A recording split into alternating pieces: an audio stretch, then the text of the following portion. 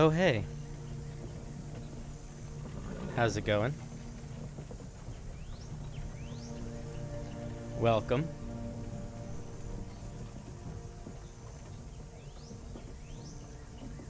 How's everybody feeling? Dave Starr, lovely to have you. Some dude, hello. It's been a little while since we've all been together. Tyler Smith, lovely to have you. Aldril, welcome to the party. I know, my streams have been a rarity lately, my friend. My streams have been a rarity lately. I don't love it, but it is a fact. It's something we can strive to change, though, moving forward. Ivy, welcome. Seraph, how's it going? Now, we're trying something a little bit different here today than we've ever done before. A new type of show. It's going to be new for a couple different reasons. I can hide for as long as I want, Data. Come on now, let's just watch the sunrise together for a minute. Bishop, hello. So this is a new... Oh, Tyler, I saw you submitted Homebrew. I'm very excited to check it out. For anybody that's interested, that wants to participate, send me some Homebrew to review. There is a link to the Google submission form both in the event page on my Discord, also on the description on YouTube, because friends, wonderful cohorts, ladies and gentlemen, today, for the first time ever in the history of the Blocksally, we're live on YouTube. We're YouTubers now. We're not just Twitch streamers. We're YouTubers. Oh, I can feel the power flowing through me like 1,000 sunrises. You know? I'm not sure if we're gonna have people come on VC to chat tonight, because I got a bunch of submissions, and I also think that I don't know who's going to be here, and we're using a randomizer to decide the order that we do things. So it is unlikely that I'll be having people on, but perhaps we'll change that.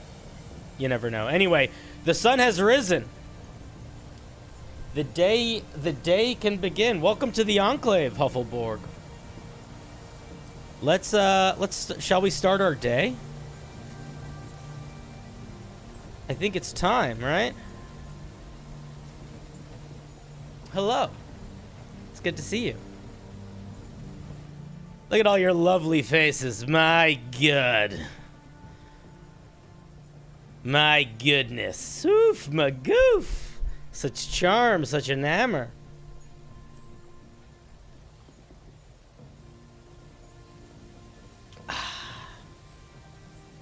I got some chamomile tea tonight, because we're gonna try to keep it mellow. We're gonna hope that the blood doesn't pulse through my arteries as I make my way through your wonderful, wonderful grammar, as you know it often does. Who agrees he's the best D&D YouTuber? That is too kind. I'm just a jabroni. I ain't nobody. I ain't nobody. But still kind for you to say. Thank you for the... Yeah, it is a nice gonk mug. It has a little gnome on it, and it says magic. Can you guys see it okay? Banana na na na na na na na na na na na na na. Oh my God, Aldril, it has been a minute. It has been a minute. Banana na na na na na na to you too, friend. Oh, that was really loud in my ears. Was that crazy for you guys too? Whatever. We're gonna just deal with that. We're not gonna worry about adjusting that volume.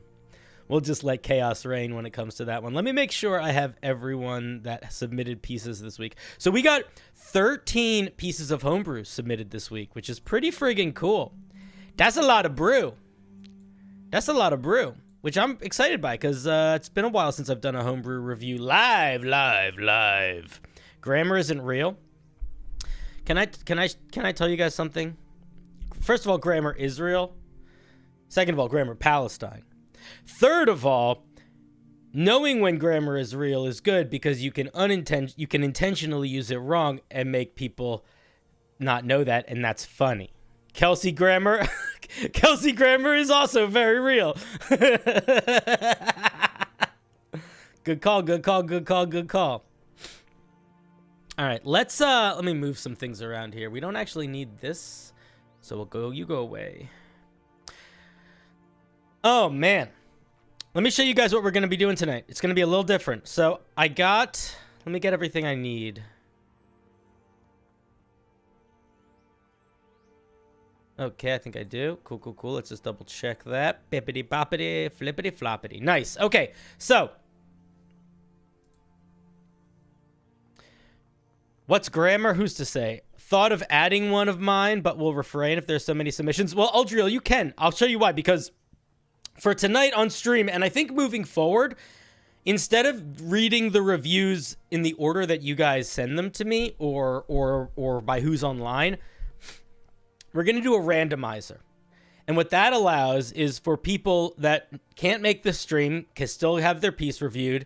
And if you're the type of person that can write a new piece in a day, you know, you're not necessarily going to go first. And also, if you're somebody that can't write a new piece in a day, you have just as likely a chance of getting your piece read. Because I feel like random is the true fairness here. So let me just show you here. Let me pull this up. Boom. Hi, look, my head's little now. I'm a little head. Look at this. I can go like this. Ooh, look, it's you guys next to each other. This is how you look to me. This is how I see you. Like this. Yeah, wait. I need you to go here. Yeah, I can be big head. I mean, I'm mostly forehead as it is. I can... Oh, careful. I don't want to fall off the page. Okay. Anyway, we have 13 pieces today. Wow, wee wah. Dave Star said giga head. I would randomize, but with a certain quota for present, not present, or attempt to balance appearance frequency by user or something. But overcomplicating things is half the fun for you. No, the randomizer's good. We're going to do the randomizer. So, we've got 13 wonderful pieces of homebrew to look at. Let's take a spin, shall we? Let's dive right in. Have we waited long enough? Have we held our horses? Have the horses been held? Yeah, Dumgian Master. Yeah, we have Dumgian Master. We have a bunch of people. I don't know. So we have some new people. Ben Walls. I don't know if I've read a piece of yours before. Moonjunk. Don't know if I've read your stuff. Tyler Smith. I think I might have read one thing of yours before. I don't remember. And then Dumgian Master. I don't remember. But everyone else, I think I have a little bit of familiarity with their brew. So it gives me some insight. A little bit of a little bit of insight into the process. If I lean forward as I make my head get bigger, that's kind of good. That's a good move. Guys, we're paying for the special effects, you know what I mean? All right, anyway, let's spin. Oh, there's sound effects. Oh my god, I'm so dumb. I probably should have tested this first. I'm sure it'll work. Oh shit. Okay, yeah, we're starting with Sea Slug Wizard's piece. Very cool. All right, let's take a look at what Sea Slug Wizard has for us today.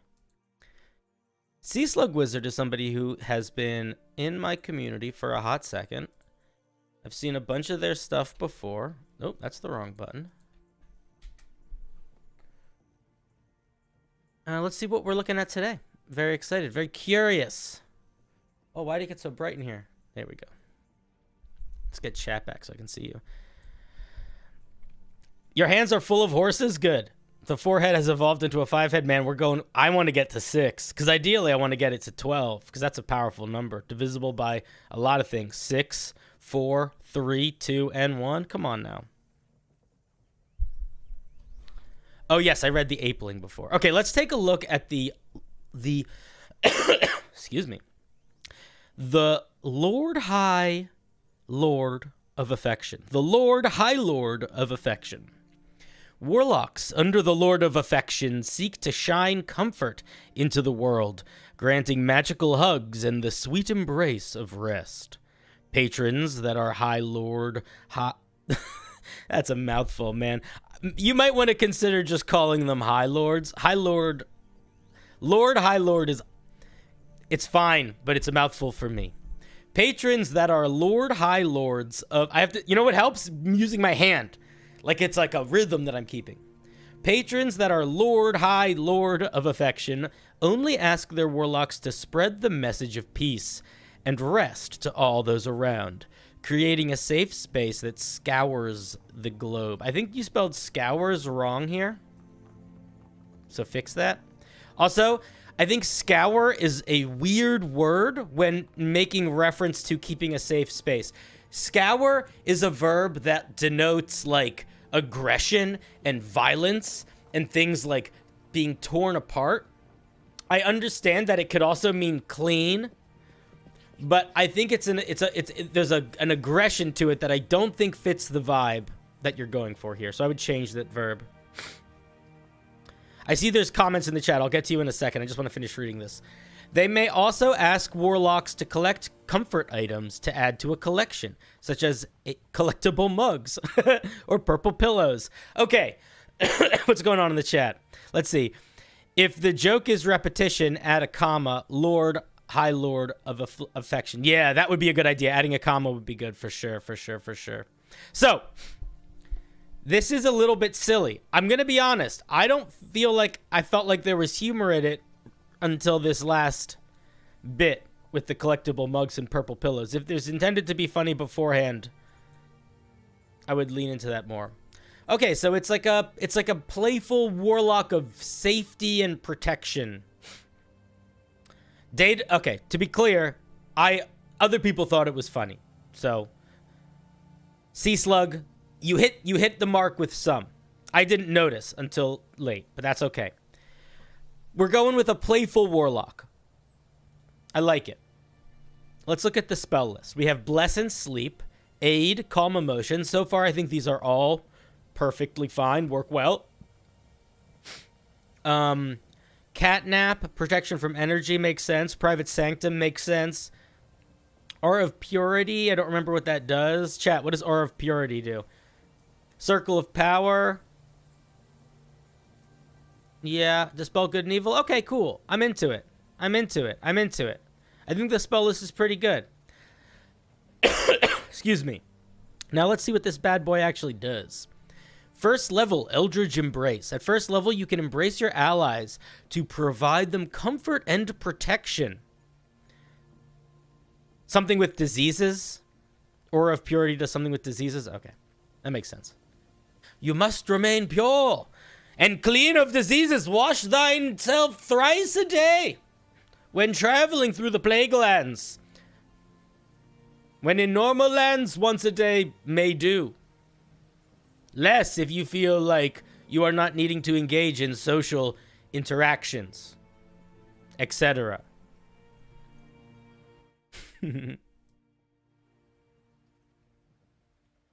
Aura of Purity is immunity to diseases and resistance and stuff. Okay, cool. Okay, it's fine. It's not crazy. It's fine. Private Sanctum is very strong. I was just curious about how strong it was compared to Private Sanctum. Okay, let's see what this thing does. At first level, you can embrace your allies to provide them comfort and protection.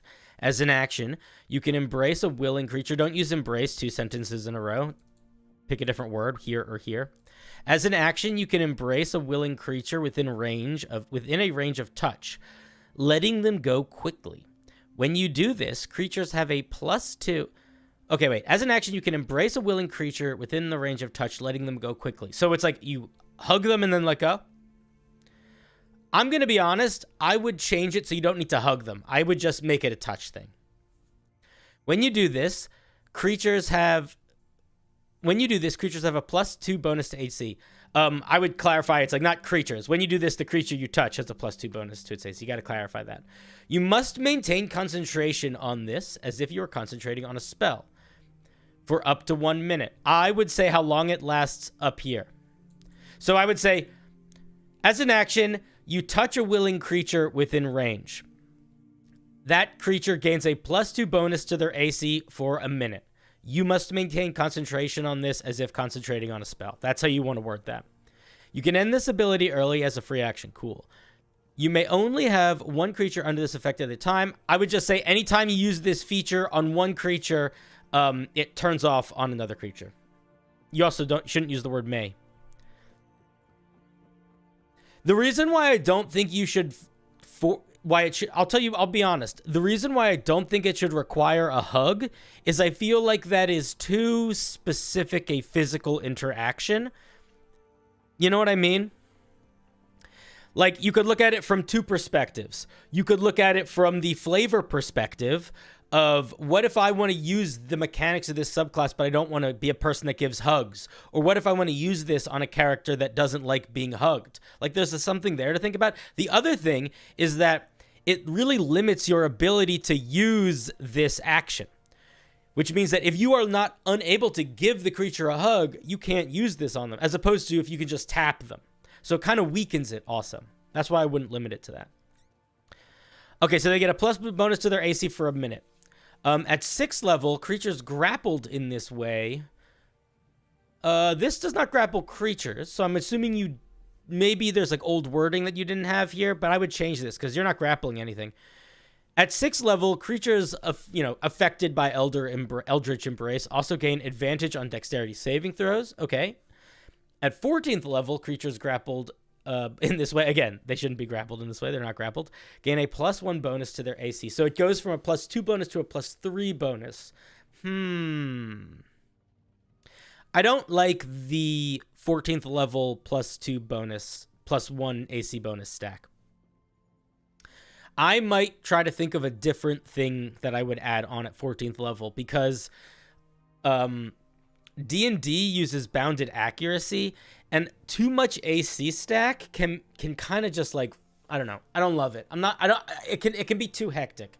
It can work, but I think that there might be other things that it could do. Like perhaps it would give them resistance to a damage type, or perhaps it would, hey, C-Slug, yeah, we're talking about yours. You got first on the spin. Basically what I'm saying is, so far I like it. I question the +1 there's some schmutz in my mouth. I question the +1 bonus to the AC at 14th level. That's the main thing. I don't feel super strongly about it, but I do think that it might be worth changing. Temporary HP is not a bad idea, but I would suggest maybe making it something that's not an AC boost. But I like it so far. Also, I like the flavor text. Okay. Fluff-like. Also at first level, you gain an ethereal comfort to your person. When not wearing armor, your armor class becomes 13 plus your charisma modifier. Okay. This is also pretty strong. How many times can you use this? So two things. I think if you want to give this guy this AC bonus thing and this Eldritch Embrace thing, then Eldritch Embrace should really be once a short rest, not proficiency bonus times per short rest, because it's pretty strong.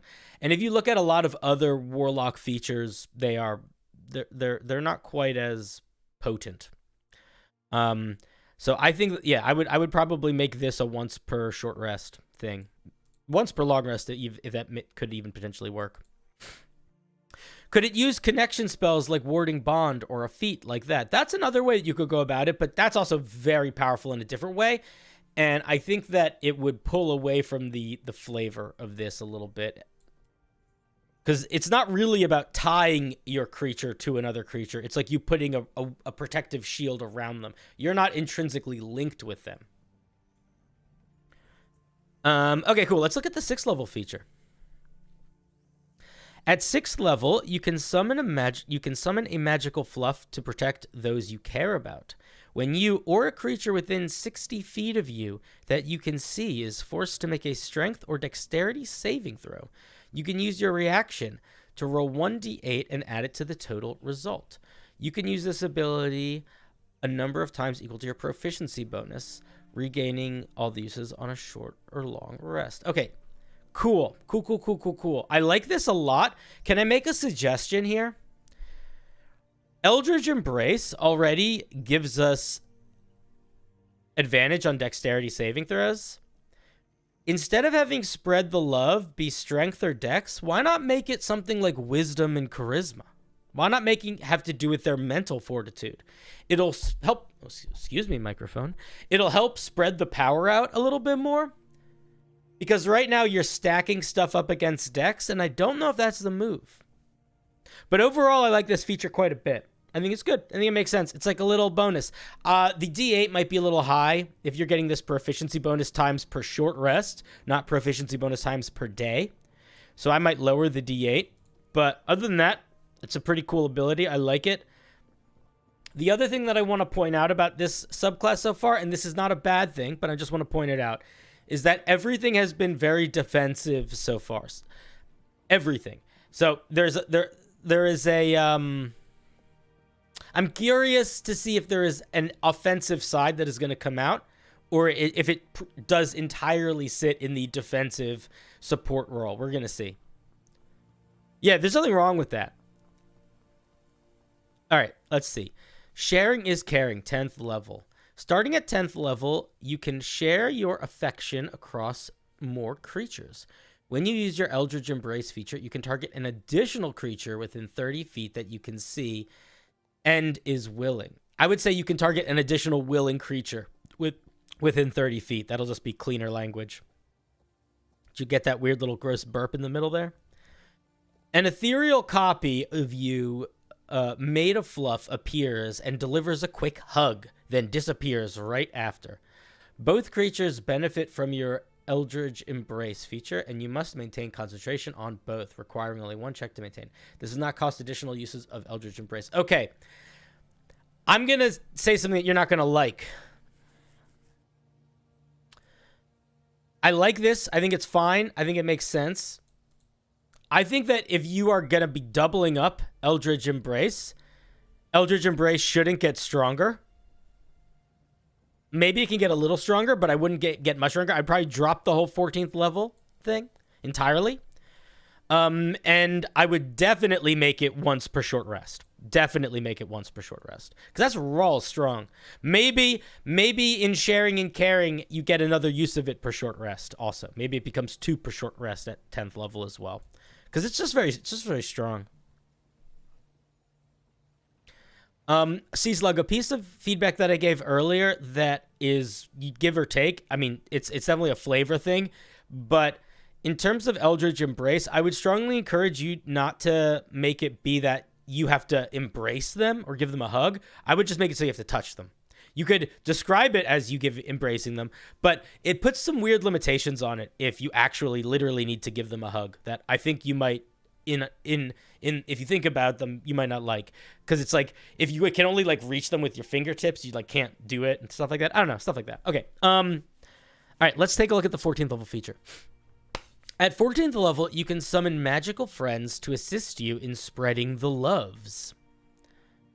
As an action, you summon a number of copies equal to your charisma modifier. A number of copies of what? You need to clarify what you're summoning before you just use the word copy. These copies are a silhouette of you. Yes, so you need to put that first. But constructed of fluff or wool. They have an AC of 10 plus your proficiency bonus. Don't say an HP of 1, just say 1 HP. And a speed of 20 feet. They are immune to charm and poison. They should also probably be immune to psychic. And they have advantage on strength, dexterity, and constitution saving throws. These copies last for 1 minute or until their HP reaches 0. They share your initiative count, but act after you. I don't understand. What do they do? As a bonus action, you can command the Cuddle Buddies to use grapple attacks on enemies, using your spell attack modifier to make the attack. Creatures grappled in this way are charmed until the grapple ends. Creatures immune to charm are not charmed but are still considered grappled. Once you use this feature again, you can't use it again until you finish a long rest. Okay, this is complicated. Let's try to break down what your goal is here. What's actually happening? You want to summon how many copies? You summon 4 or 5 copies of yourself that can hold people, and while those people are being held, they are charmed. And these copies use your athletics modifier, but they roll with advantage. I think that you're overcomplicating it. Instead of doing the whole thing where they're copies of you and they do have different stats that they have advantage on or whatever, I would treat them like Echo Knights, where they don't really have stats. Keep the AC thing, keep the 1 hit point, but just have it so each one makes a spell attack, like a contested, just have them use your spell attack for their grapple. You know? Each one makes a contested spell attack, your contested check, your spell attack roll versus their athletics or acrobatics or something like that. Yeah, or just make it a strength saving throw. Jesus Christ. Philip Mead, where have you been all my life, man? I've missed you. Hello. You know what's really fun about streaming is that all of you fucking... So, I haven't streamed on YouTube that much, ever. This is the first time streaming on YouTube. And some of like Philip is the guy that comments on my videos all the fucking time. And now he's here. That's cool. Oh, you're also Baba Ganoush. All right, Philip, you've been here. You've always been here. Baba Ganoush, you're in my heart. All right, Philip. But yes, he's like, these should just be strength saving throws. Big agree. And I would just say you target a number of creatures equal to your charisma modifier. You could have it be where they have to make the contested check at the end of each of their turns. But it essentially is a grapple charm. Now, I'm going to say something else on top of that. That's not that strong. Also, you are grappling and charming 4 creatures once a day. I don't think that that's that strong. I might improve it. I might try to figure out a way to improve it. I might add something to it. I might make them take some amount of damage. I might make it so like they attack each other or something.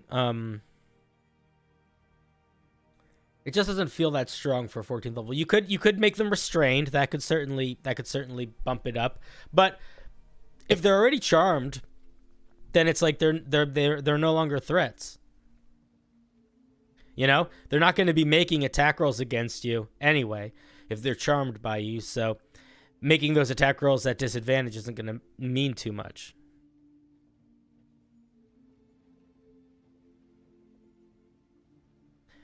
I don't know. Confusion could work too, but again, confusion, that's like a 4th level spell, 3rd level spell. I would spend a little bit of time and think about how you would want to maybe boost this baby up a little bit for the 14th level feature. But overall, this is pretty cool. I think there's a couple things to tweak down. If anything, I think it's overpowered right now. My main feedback is that you can use all of its abilities too often for how powerful they are. But I think flavor-wise, it's pretty solid. Having a stuffed animal warlock is a fun idea. I like it. I think it's cool. High five, everybody. Go team. High five. High five. High five. All right. And now we take, I think it actually did it. Did it take Sea Slug out? No, it didn't. I need to take Sea Slug out of the running. Bye, Sea Slug. And let's roll. Shall we roll again? Shall we see who's next? Yeah, I thought it was a cool character. Chat, feel free, feel encouraged to share your thoughts. Some of the users are in the room with us right now. If you'd believe it. Oh my God, that noise. It gets me every time. Okay, how do I pronounce this name? Question of the Ages. This is... Where is your... There you are. This is a piece by somebody that goes by the name Ervil. I'm going to say Ervil. That sounds right, right? Ervil? Ervil. This is a piece from Ervil. All right, Ervil. This is the Oath of Fury by Ervil. And Ervil left a message in their thing. What did they say? Ervil, what did you say, Ervil? Ervil said, I really want this piece to be perfected. And they left a smiley face. I think I've actually looked at an earlier draft of this piece, which is why they're making reference to me saying something. Did my recent late submission make it in? I can add it. I can add it right now.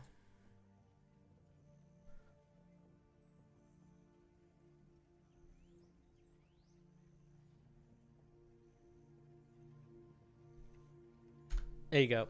You're in it. You're there. Here you go. Look at you. Look at you glowing. Like a glorious beast. All right, let's take a look. Oath of Fury. Now, if I remember correctly, guys, I don't have the best memory, but sometimes I have a decent memory for Homebrew. If I remember correctly, the Oath of Fury felt more like a gravity, like an earthquake gravity paladin than like a fury paladin before. Every single thing it did had to do with like knocking people prone. Let's see if they changed it. Sometimes sheer skill and divine power won't be enough to best the enemies of evil. This is what paladins want. This is what paladins want to solve by swearing an oath of fury. That's an awkward sentence. That is an awkward sentence, Ervil.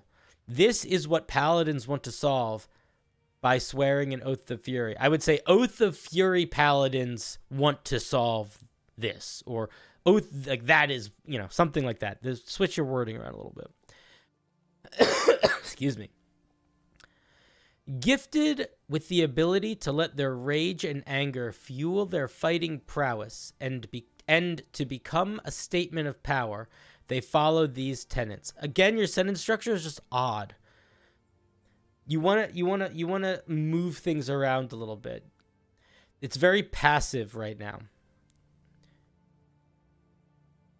You could I would probably even say something like their oath, you know, their oath, they are gifted with the ability to let their rage and anger fuel their fighting prowess, or just say their rage and anger fuels their fighting prowess.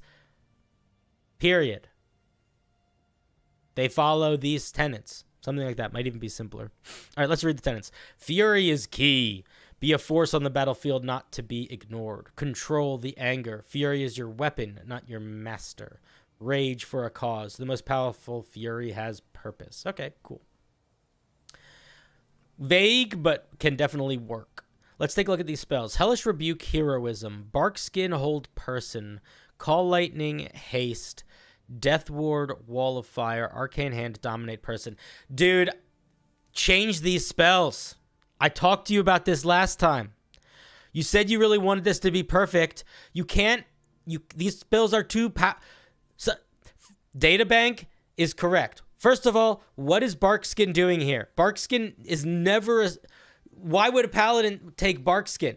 You're wearing heavy armor. You're a paladin. Take off Barkskin. Second of all, Haste, Hold Person, Dominate Person, Arcane Hand.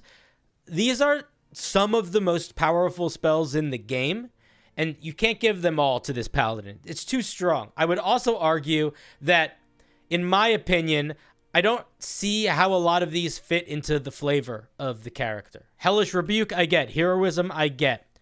Death Ward, I kind of get too. I don't get Arcane Hand. I don't get Dominate Person. I don't get Call Lightning. I don't get Wall of Fire. So, I think that you should rethink your spell list, and you have to tone that shit down. Look for more specialized spells that hit the vibe you're going for than the power monster spells. I'm going to be honest, Arcane Hand and Dominate Person neither of these spells should be on this spell list. Take them both off. All right, let's take a look at the abilities. Channel Divinity.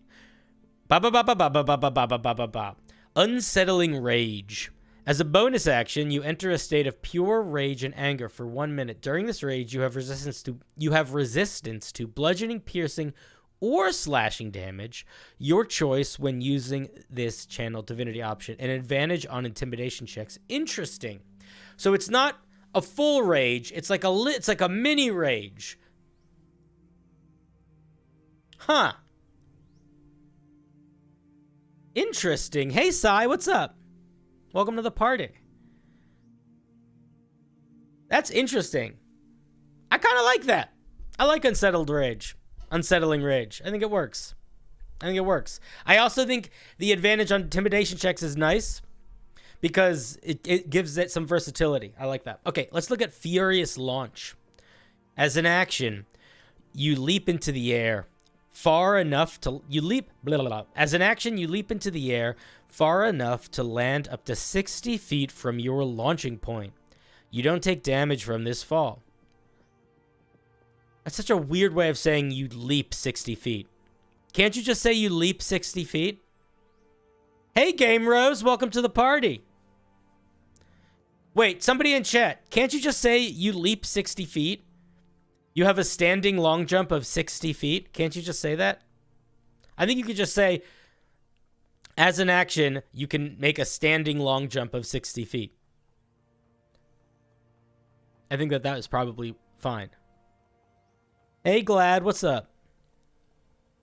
As a part of this action, you can then make one melee weapon attack against the creature within range at advantage. If you hit this attack, it automatically becomes a critical hit. Jesus, dude.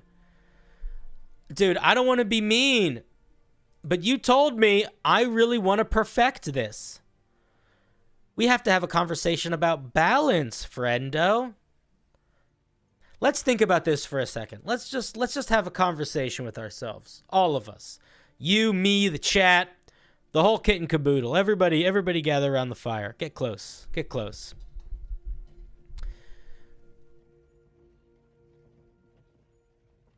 Is it going to be balanced? Okay, wait, let's start this question over. Which class has the most damage potential on a critical hit in Dungeons and Dragons?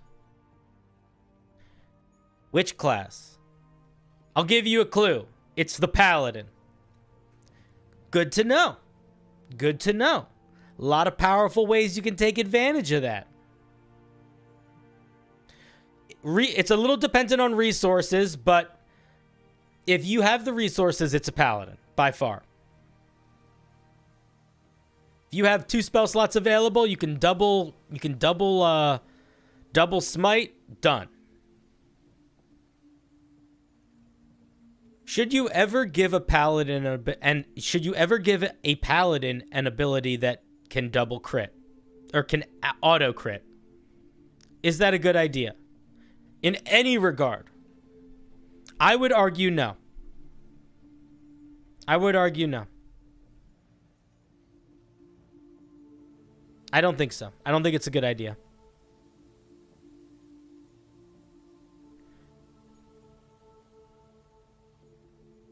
I would argue that you get a lot from this just with the jump and the regular attack. A 60-foot movement and attack is good. On a paladin, paladins are so bad at mobility, this is great for that. Drop all the other stuff. Drop the extra damage, drop the advantage, drop the crit. That's crazy. That's madness. Cut it all out. Cut every single bit of it out.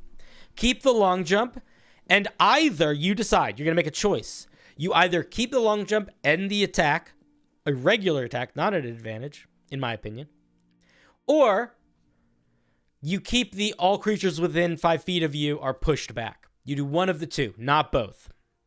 Keep in mind, when comparing this to other paladin channel divinities, like the Oath of Conquest paladin, where one of their channel divinities is they get a +10 on one hit.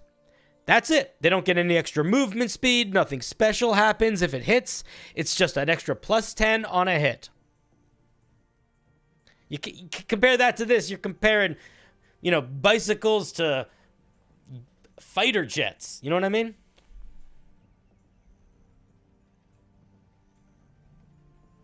Is Valda's Spire of Secrets official? No, it is by a company called Mage Hand Press, which I will say is a company that I really like, and I own the Spire of Secrets. I think it's fantastic. I wish I had a way to incorporate it into VTTs, because that's a good book. I like it a lot, but it's not official, no. You can give it a prone thing maybe for a chance at advantage. I think a 60 feet movement and an attack is very good.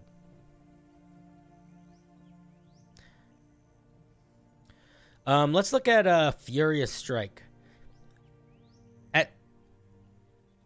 Let's take a look at Furious Strike. At 7th level, you imbue your strikes with Divine Fury. Once per turn, when you hit a large or smaller creature with a melee weapon attack, you can choose to either push the creature 10 feet away or shove it prone. I think that if you can do this every turn, it has to be a contested check. I don't like the idea of you auto being able to knock a creature back or push them prone. I don't actually care about the knockback. I think knockback is fine. But to auto knock them prone, I don't like. I would make some sort of contested check here. A saving throw, athletics versus athletics, or something versus your spell save. I wouldn't make it automatic.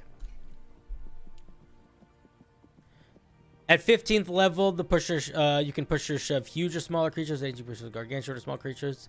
That's cool. I like that. I think that's fine. I think that's fun. I'm into that. I actually think that could be really fun. I made it sound like I didn't think it was as cool, but this is cool. I like you being able to knock bigger creatures over as you get bigger. Okay.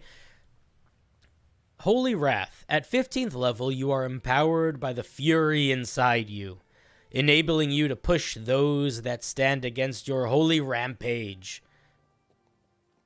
As a creature. As a reaction, when a creature damages you, you can have that damage. You spelled half. I think you need to do you do a different form of the word half there. I think you do HALVE, halve. That damage, and cause the creature that damaged you to take radiant damage equal to the damage that it dealt to you. That's too strong. Once you use this feature, you have to hit a creature with a melee attack before you can use it again. It is wrong, though. 7th level is almost always an aura. Oh, my goodness. Data. That's a good point. That's a good point. Data, that's a good point. This is I'm going to be honest. This is something I didn't think about. So, 9 times out of 10, paladins at 7th level have an aura. There are paladins that don't have an aura. I believe the Vengeance Paladin does not have an aura. But if you're going to be doing this, it's just worth thinking about. The other thing that I would say is going by that same aura thing, I probably would not have this improve until 18th. I probably would not have that improve until 18th level. I don't think I would. I might drop the 15th level improvement. All right. So let's think about what this does. At 15th level, as a reaction when a creature damages you, you can half the damage and cause the creature to take damage equal to your radiant damage. So basically, if a creature hits you first, 37 damage. Okay, so there's a couple things here. One, a creature damaging you, what does that mean? I would say when you are hit with an attack. That's what I would say. That way it limits it to spell attacks and attack rolls, like weapons, claws, bows and arrows, that sort of thing. I don't think you should be able to trigger this on like a fireball, for example. So I would limit it to attacks made against you, not just creatures damaging you. I also think that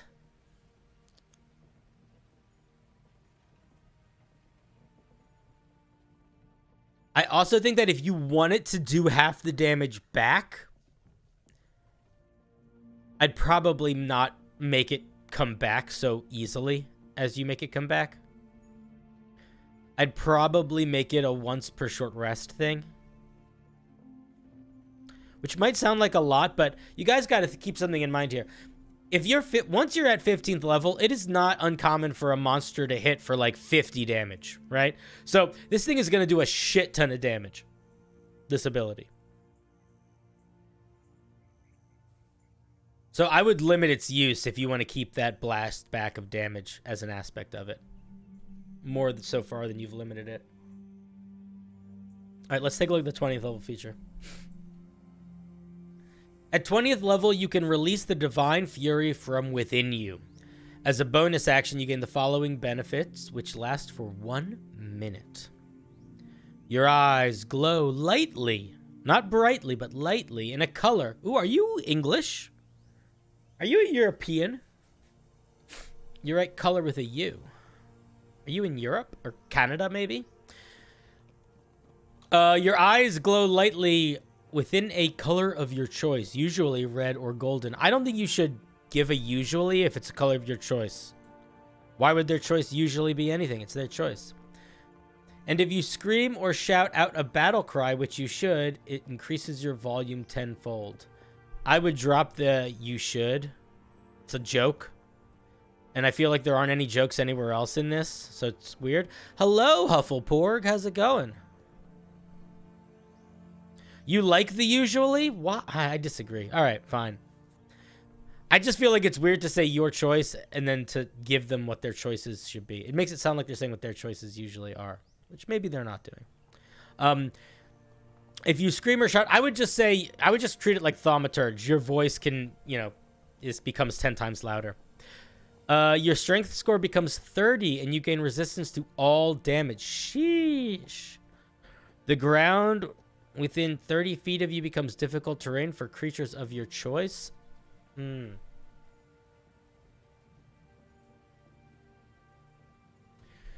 Your strength becoming 30 and getting resistance to all damage. That feels like... I don't know. I think it might be too much.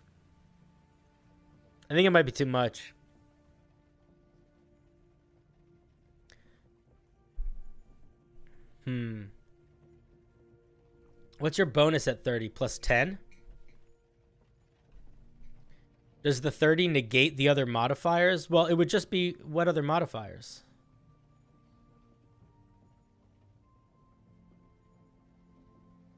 Resistance to all damage makes the channel... That's a really good point, Sai. That is a very good point. It's a good point. Here's what I would probably do if I were you. I would probably drop... the 30 to something slightly less.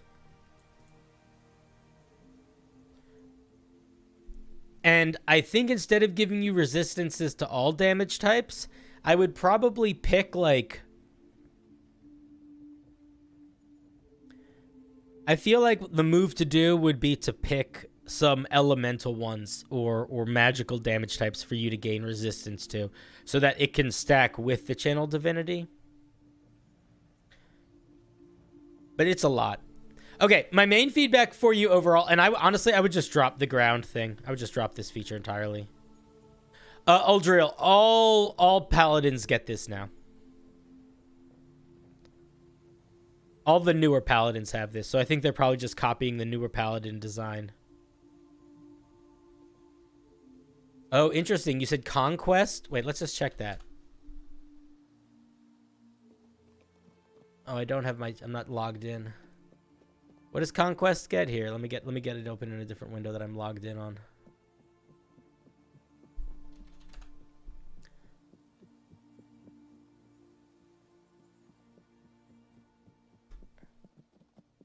Conquest.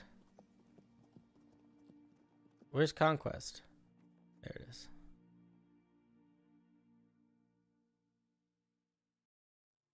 So conquest gives you resistance to all damage types. You get an extra attack, and you can crit on a 19 or a 20.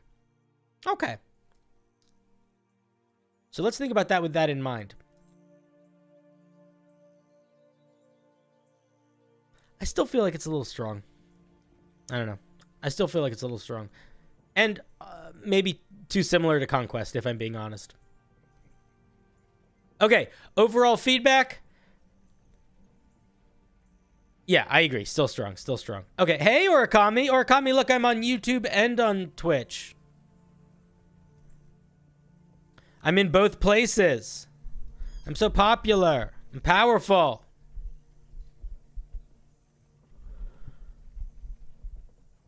They can't handle me. Okay, yeah. So, Irvin, I'm sorry, I'm gonna get your name right. I don't want to be a dick. Irvil. Overall, I think this is going in a better direction. It feels like flavor-wise, you're getting much closer, but it's still just too strong in a lot of places. So fix the things that I said. Don't fix the things that I didn't say. All right, let's take a look at another one, shall we?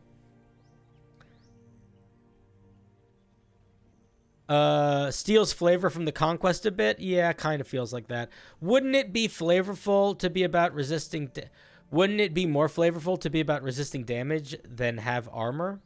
I don't know if that necessarily.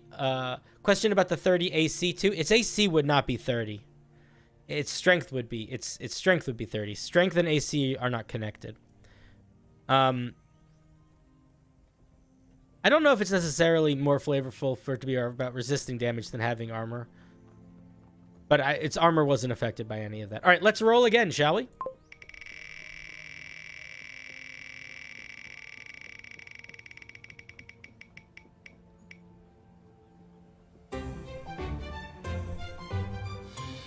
All right, let's see what Sai brought us.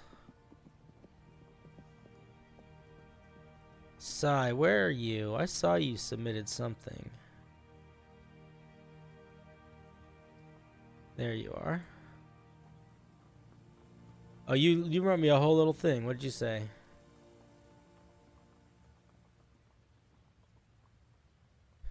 Please review the Puppet Master's Needle, page 2. I tried my best to make the description understandable and unambiguous, but I feel it is very lengthy and complicated. Okay, we'll take a look. The next step would be making the description flow nice and less clunky, maybe condense it, but that's where I'm stuck at the moment. Cool. Let's see if we can help out our boy Sai.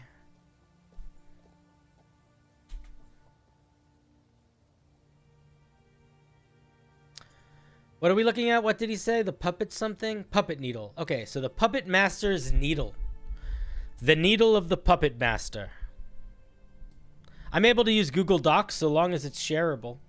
Just make sure it's not a private link. Or make sure the link that you posted is shareable. I can review it. Okay. It's a weapon custom. Interesting. Very rare. Requires attunement. All right, very rare. Cool. This set of needles was created by a morbid puppeteer to subdue and control people. When you attune to it, each needle attaches to one of your fingers. Ooh. With a spectral thread running through your skin. Immediately, I'm like, how do you hold stuff or wipe after you go to the bathroom? But maybe you'll deal with that later. Excuse me. You have a +2 bonus to attack and damage rolls made with this magical weapon. It has the finesse, light, and thrown properties. On a hit, it deals 1d4 piercing damage. While you are attuned to this weapon, you are considered proficient in it. Okay, so it's essentially a dagger that you can wear. So at its base, it's a +2 dagger. I'm gonna say something that you're not gonna love, but it's fine. It is a little bit funny. There's no way to solve this problem. This isn't a problem. This isn't a mistake that you made, Sai. But isn't it annoying that by the nature of how you made this, a claw attack with it where you're like raking them across someone and potentially hitting them with like 4 is the same as you like pointing at someone and shooting them with 1? Both just do a d4 damage. I don't know how to fix that problem. I don't think it's probably how the weapon is designed either, so let's not worry about it. But that's where my first thought was. Okay. Subdue. When you successfully hit a creature with an attack roll with a needle, the needle fixes itself in the target. The spectral thread from the needle then connects the target to your hand. For each needle affixed to a target, its speed is reduced by 5. Okay, so if you like hit it 4 times, its speed is reduced by 20. A creature with a needle affixed to it or one within 5 feet of it can use its action. I would just say a creature can. I would just say a creature can use their action. There's a better way to write this. There's who can do this? What's the monster? I think it's called okay. I think Sturges solve this problem for us. I think they do.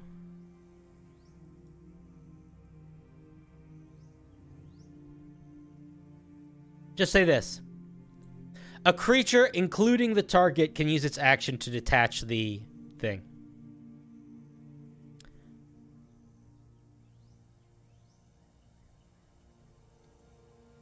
Just copy that language. I forgot to put this in the submission, but please do not reveal the emails on there. I don't reveal the emails. You put emails in it? Dude, don't send me a document with private stuff. I'm just going to scroll through it. Put them in a different place. I'll be back. I have to eat birthday dinner. Happy birthday!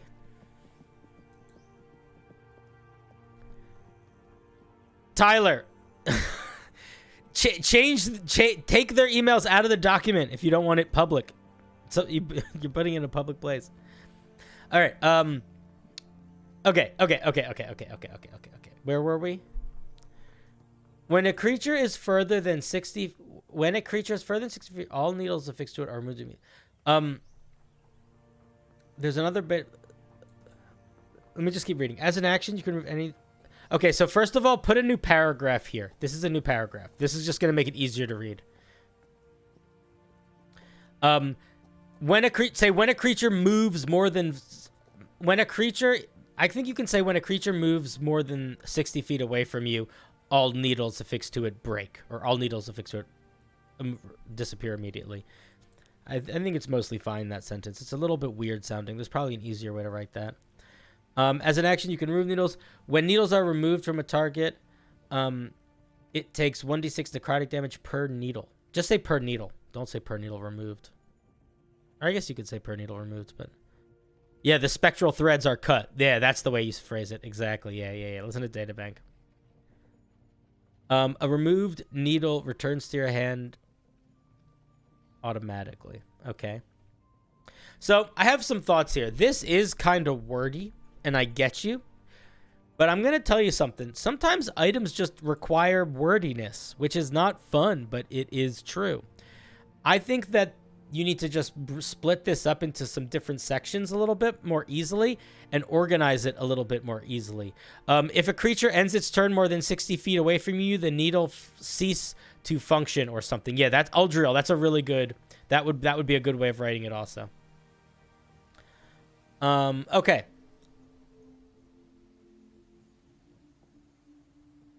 Let's keep reading.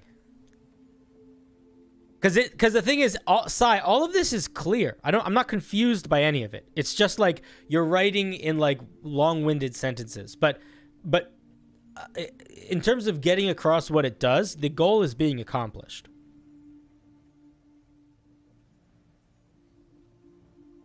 Yeah, turns I think makes a lot of sense. Puppeteer. While a creature's speed is reduced to 0 hit points and it has at least 5 needles affixed to it, it is paralyzed. I would change that around. I would say when a creature has at least 5 needles in it and its speed is reduced to 0, it becomes paralyzed. As a bonus action, you can move all paralyzed creatures in this way. Again, this should be a new paragraph.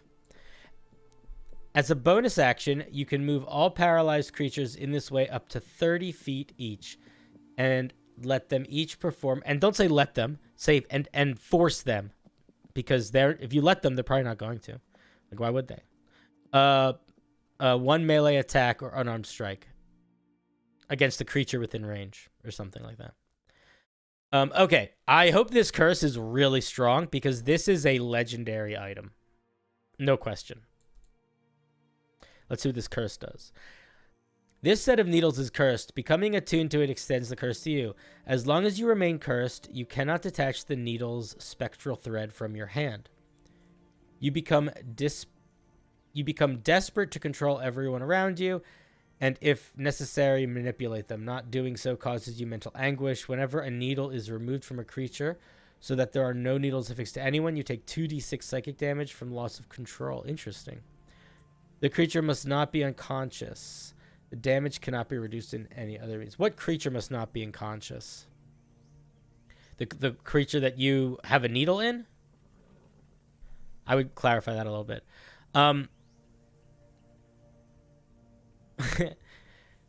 Databank said, we have a joke in our home game. The item is legendary, but it's only because it was made by a god. It's an uncommon item. Yeah. Imagine building this with multi-attack. Very neat concept. Yeah, okay. I like this quite a bit. This curse is not strong enough. And this is a legendary item. It's just change this to say legendary. This is a legendary item. No question. No question at all. Sai, I like this thing a lot. It's pretty cool. I feel like there are things that there's things that you do here that I want to point out that I think might make it also a little bit easier. This item actually does twice as many things as it looks like it does. This is one feature. Actually, wait. This is one feature, okay? This is an entirely different feature. It should have its own bold section, same way that Subdue does. It should have its own bold section. It should have its own thing. And Puppeteer is the same thing too. This is one. And then this whole thing is a whole other one. This should have its own section, its own bolded word. It'll make it so much easier to read. It'll make it so much easier to read. It'll make it feel so much less congested. And it'll make it so, it'll just, trust me, organize it that way. Because right now right now it feels confusing to keep track of what it does because you have these abilities sort of nestled inside other abilities. So break those apart. You already won it for your Witch Warlock? Yeah. Like I said, dude, I'm going to be honest. I don't have a great deal of mechanical feedback for you. I like it. The paralyzed condition is strong, but it needs to have 5 in a target, which means they have to get 5 hits. Removal. Yeah. Removal could be the name of one of these features, unless you're talking about something else, which it could be. I don't know. But yeah, I like the mechanics of it. It seems cool. I like it. It slows people down, jerks them around. It seems fun. And Puppet Dance. Yeah, ooh, Puppet Dance is a good name for it. What if you took damage when they are removed? Well, that's Databank. That's what the curse does. Only the last one is removed do you take damage. And I actually think that that's fine for a curse if it's a legendary item. If you want it to be a very rare item, you need to figure out some real mechanical downsides to this. Very fun, very flavorful. I think you can tell from the chatter in chat, coming from folks. Yeah, Ivy saying that their monk would really like this a lot too. Yeah, I think that you could call this probably a success. Also, I would strongly encourage anybody that shares stuff tonight to also share it in the homebrew channels in my Discord for 2 reasons. 1, that you can get feedback from the community, but 2, if other people are like, fuck, this is cool, I want to use this, give them a place that they can read it. You know what I mean? So think about it. If you're not in my Discord, find your way there. All right, cool, man. I don't have any more thoughts about this. It's a fun one. Boop. All right. Let's see who is next on the block. The block of chop. The chop of block. Let's take a look.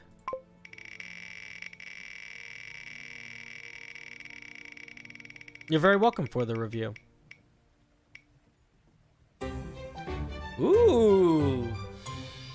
We have a piece from someone who I have never read any of their work before.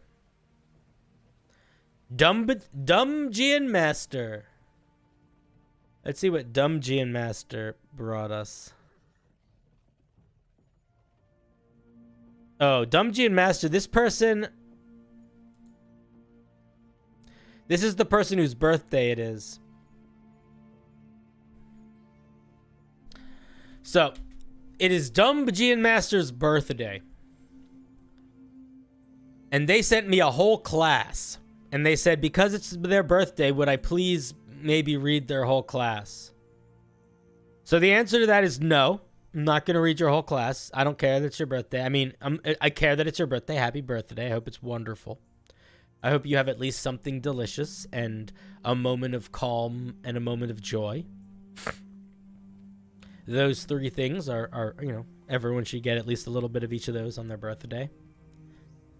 But no, I'm not going to read your whole class. It would take me the rest of stream to review a whole class, and I don't really want to do that because I would just have to read all of this, and I don't really want to read all of this. I will say I peeked it a little bit beforehand.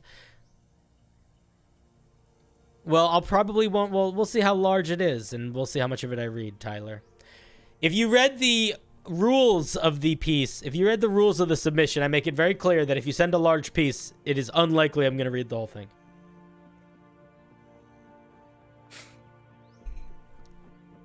If your piece takes up more than a page, I probably won't read the whole thing. All right, so I took a little peek at this thing beforehand because I wanted to be able to talk about it at least a little bit and not spend 5 minutes trying to understand what it was about and then not giving any feedback. So I'm going to give you some really simple thoughts right off the top. So the basis of this in a nutshell is it's a spellcaster that instead of using spell slots has mana pools, and it has a maximum spell level it can cast at. It has a mana pool. It has known spells, and then it has ways that those spells can be manipulated, and then different types of spells that it can cast and things that it can do with them based on its subclass. It's kind of a neat idea at its core, and this is how spells equal mana cost. So a first level spell costs 1 mana, a second level spell costs 4 mana, a third level spell costs 6 mana, a fourth level spell costs 9 mana, etc. So, oh, thank you for the follow. Thank you for the follow. Feels evil. Lovely, lovely username. So, here's my problem with this immediately. And I don't know if this is something you did intentionally or not, but it is something to think about.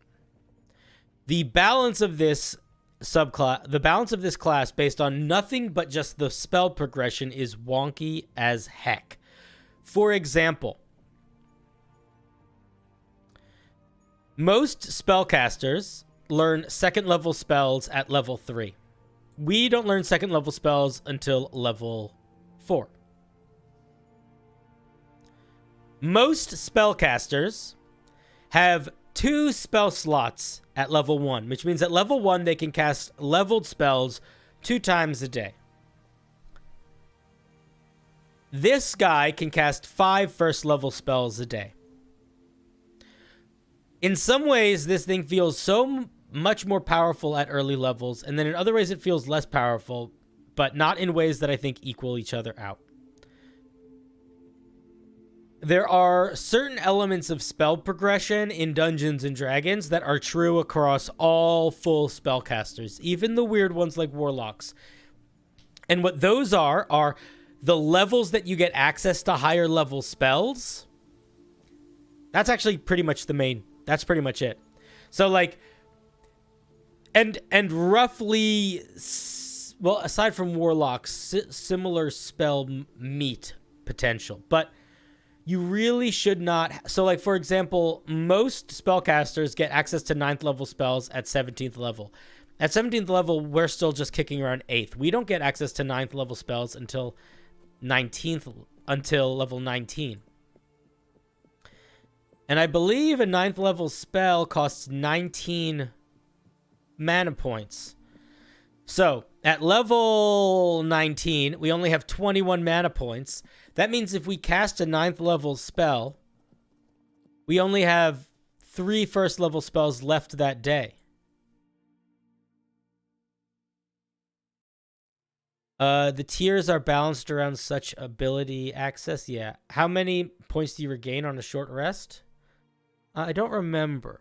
Let's see.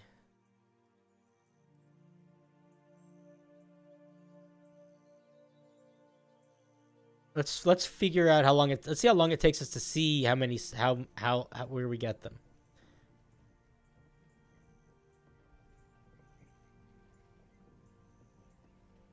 I don't see anything that mentions how we regenerate mana. Do you guys?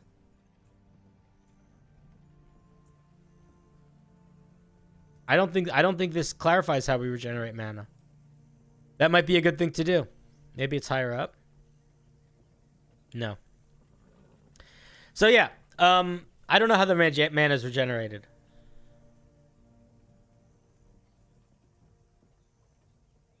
Mana points, raw form, magic, primal magic in the table below. And then this starts talking about spells known. And your spellcasting ability modifier.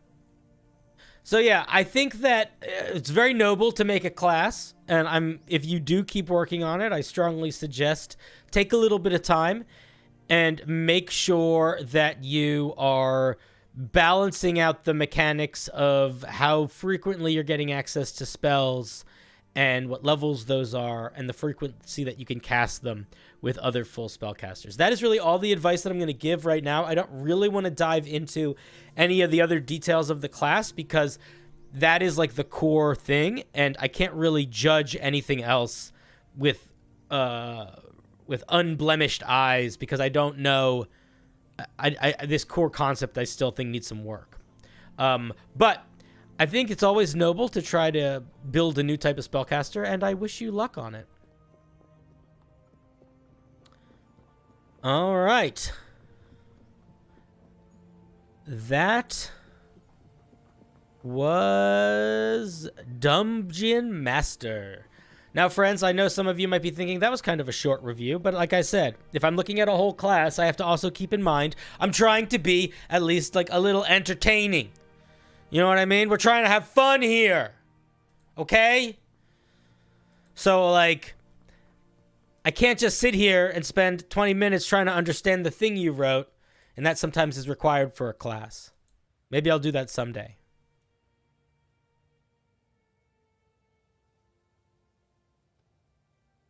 Okay? Okay? You guys understand. All right, let's take another spin.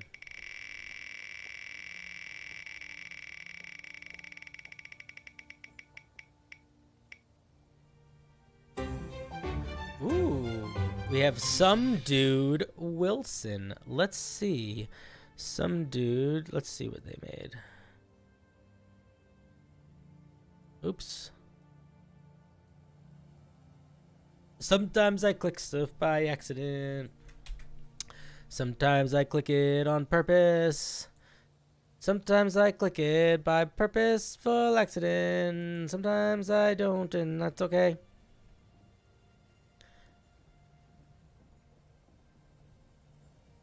All right. What did they left a note? What did the note say? I spontaneously decided to try to convert some of the spells from the video game Pillars of Eternity to D&D spells. Did you tell me what spell you want me to read, or did you just... You didn't tell me what spell to read. God damn it. Come on, Some Dude. I hate when you guys are like, just pick. I don't want to just pick. I want you to pick so I don't have to think about it. Because what if I pick one you don't like?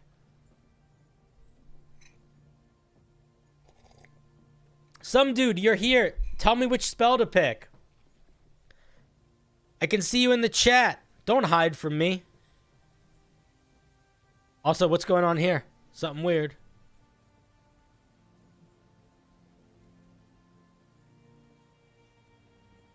Some Dude, you're not picking a spell. All right, fine. I'm gonna pick one if you don't. I'm gonna count to 4. 1. I'm doing this for delay. 2. 3. 4. All right, I'm picking. We are doing Archimir's Dazzling Lights. A first level evocation spell. 1 action, 60 feet. Target, a point you can see within range. Verbal, somatic, instantaneous. Oh, Tricky Bovis. Thank you for the subscription, you gentle beast, you glorious behemoth. A brilliant and bewildering pyrotechnic display erupts around the target point. Each creature within 5 feet must make a charisma saving throw or be stunned for 1 turn. Why a charisma save?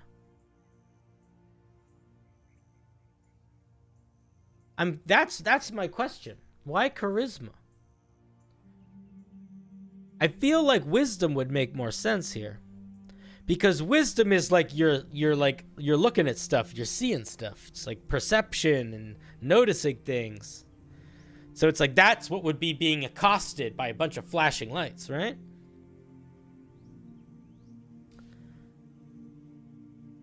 That's my thought. That's my first thought.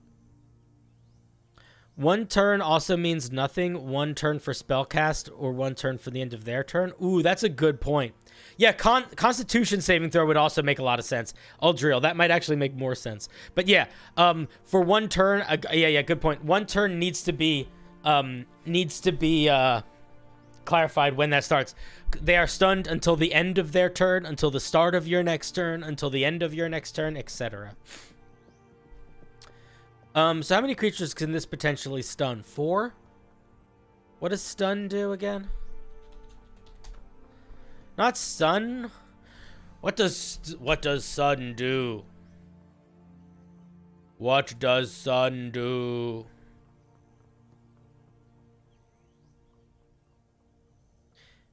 Incapacitated. Attack rolls have advantage. Automatically fail strength dex. I mean, it's pretty strong.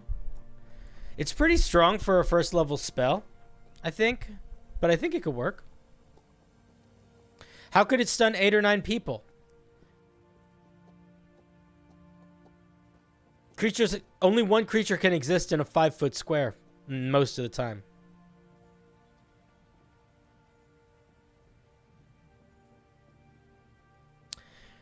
I might make this a 2nd level spell. Or I might make it only target 1 creature. Or I might make the range different. Each creature within 5 feet. Yeah, but it's a point you can see within range.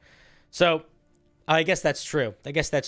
Is it the kind of thing where, is it like, well, I'll tell you what it made me think of. It made me think of Acid Splash. Which can only target 4 people. Oh, you're still targeting a creature.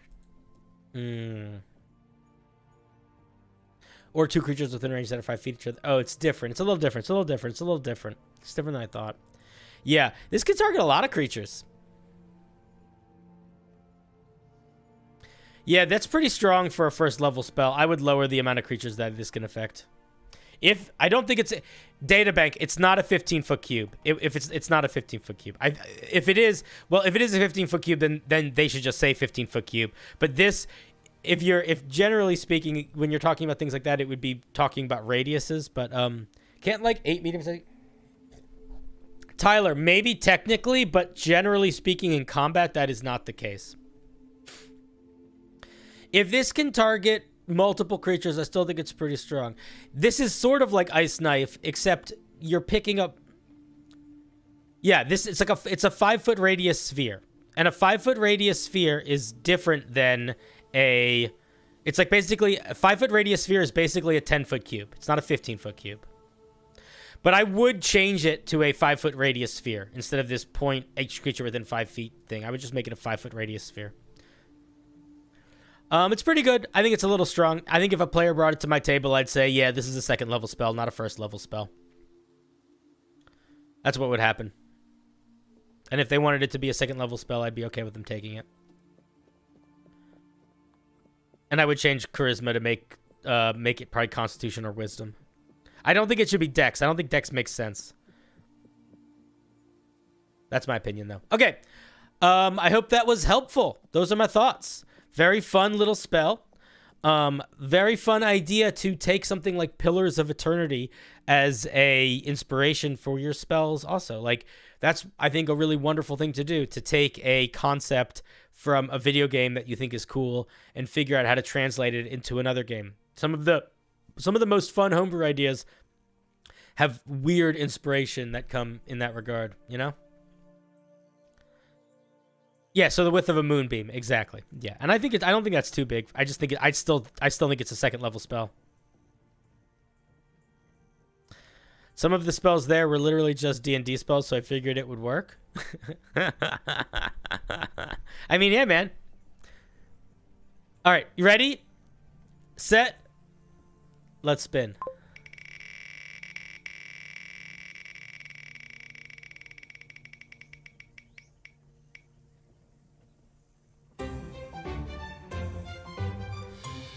I'm not scared of the music anymore. I've grown past fear, and I've entered into something new. What does Soup Angel have for us? Let's take a look.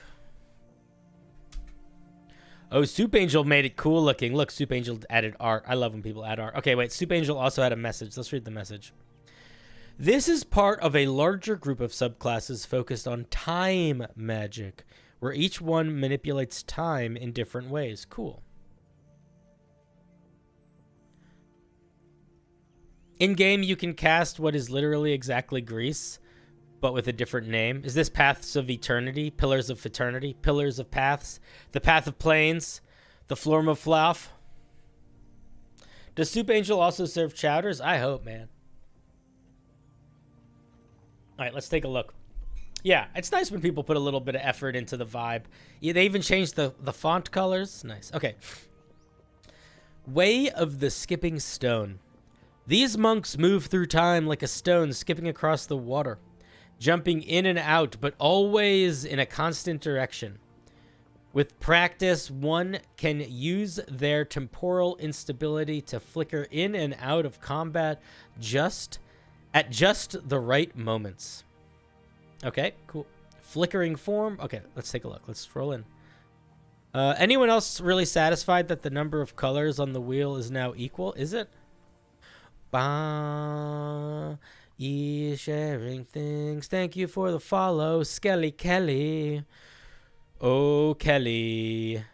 Oh, Skelly. Oh, Kelly. Oh, Kelly. Oh, Kelly. Okay. The flavor is written nice. Yeah, it's good flavor. You know what's really nice about this flavor?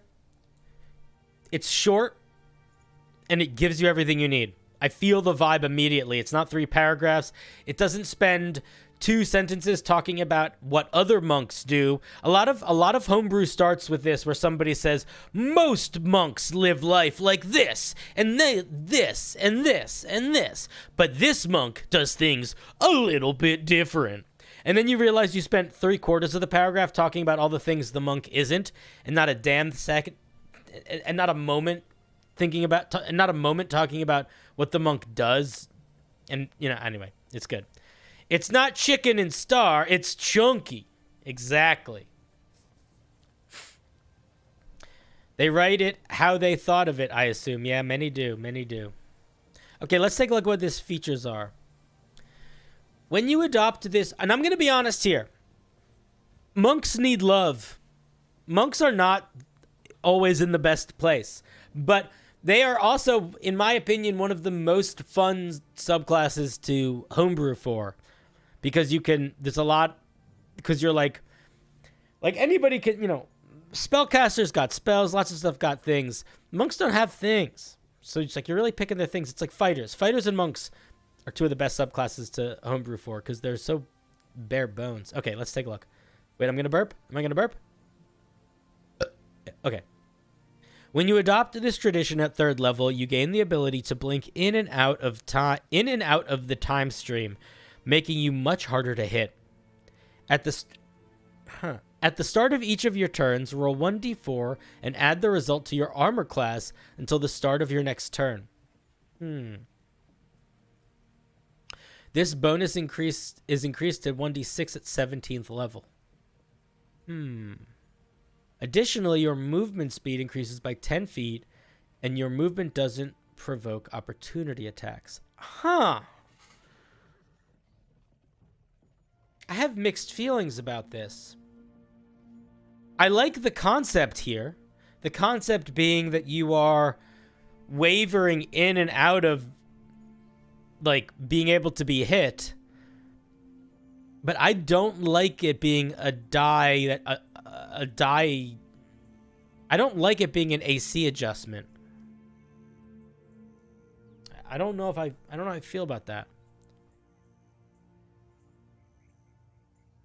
Huh. I don't like the opportunity attacks things. They're already made more difficult with the AC increase. I think the opportunity attacks thing is okay. I'm not super bothered by that. I'm not super bothered by any of this, honestly. I don't know if a AC bonus is what I would use. I don't know if an AC bonus is the best way to evoke the feeling of you are like flickering in and out. That's what I mean. If it's an AC adjustment, the same bonus should apply to dex saves, in my opinion. That could work. Why do you say that? If a D&D character needs 1 pound of food, why are rations 2 pounds? Who's to say? So you can share with a friend. Hitting you should be a coin flip. I don't know if it should be a coin flip. That would be too much, I think. I think it would be better if enemies had disadvantage on opportunity attacks rather than complete immunity. So, I agree with that, Ivy. I think that as it stands, it's very strong. The AC bonus is very strong. The movement speed bonus is strong, and the no provoking opportunity attacks is strong. Having it go from no opportunity attacks to disadvantage on opportunity attacks, I think that's a good balance in there. Uldriel says, I simply dislike the constant changing of my AC, but that's a personal thing. Yeah, I hear that. I like the idea of having something in your character that fluctuates every turn. That sounds really fun. Where I'm stuck is I just genuinely don't know if AC is the best way to represent that. AC and dex saves are basically the same thing, only that the burden of the roll is on the attacker versus the target. That's an interesting point, Sai. Third level free blur is a consideration, but always too strong. Yeah, it is too strong. But it would be the solution. If this was a character in a movie and not a character in a game, then that's what it would be. The blink spell, yeah, I don't know. We can all think about it a little bit. We're not here to solve every problem. What we're here to do is we're here to analyze the pieces that were presented and share what they make us think and see if the creator finds that to be helpful or not. So we don't need to give a solution. Sometimes I have an idea for a solution or an alternative, and I don't even know if this needs a solution, but I just feel like it's a weird... I just feel like it doesn't feel timey-wimey in the way that this feels like it's supposed to feel timey-wimey. Idea, reaction to reduce an attack by 1d4, sort of like a once per round version of like a mini Bane. That could work, potentially. If we make it connected to dex saves, it will impact evasion at 6th or 7th.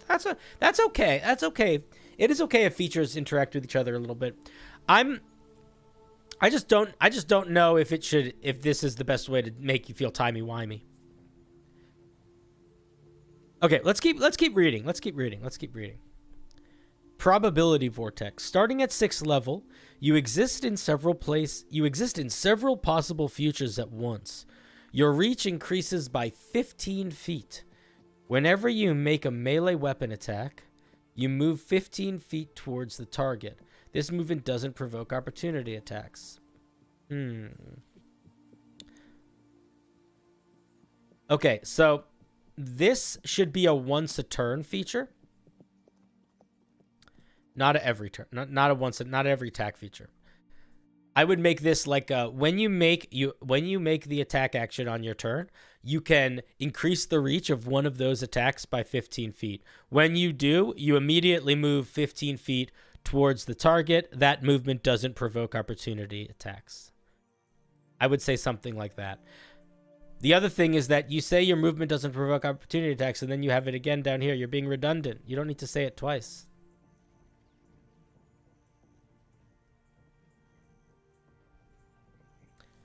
I got the vibes of Wavering Time immediately from the AC. All right. The gift of alacrity, not being surprised. The opportunity attack sentence is redundant because of the third level feature. Yeah, exactly. Though I'd take it out of the third level feature rather than the sixth. Yeah. No, I think that this movement shouldn't provoke opportunity attacks. But I don't think it should be every attack. I think it should be once per turn. I also think it should be a teleport. I don't think it should be a move.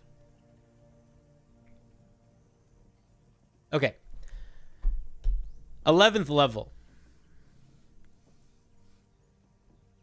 That's okay. 11th level. Soup, I didn't realize you were here. You were being all coy and quiet. I like the 6th level feature a lot, by the way. I think it's a really fun one. Maybe a teleport is too strong. Maybe it should be movement. I don't know. Starting at 11th level, you can hit someone into next week.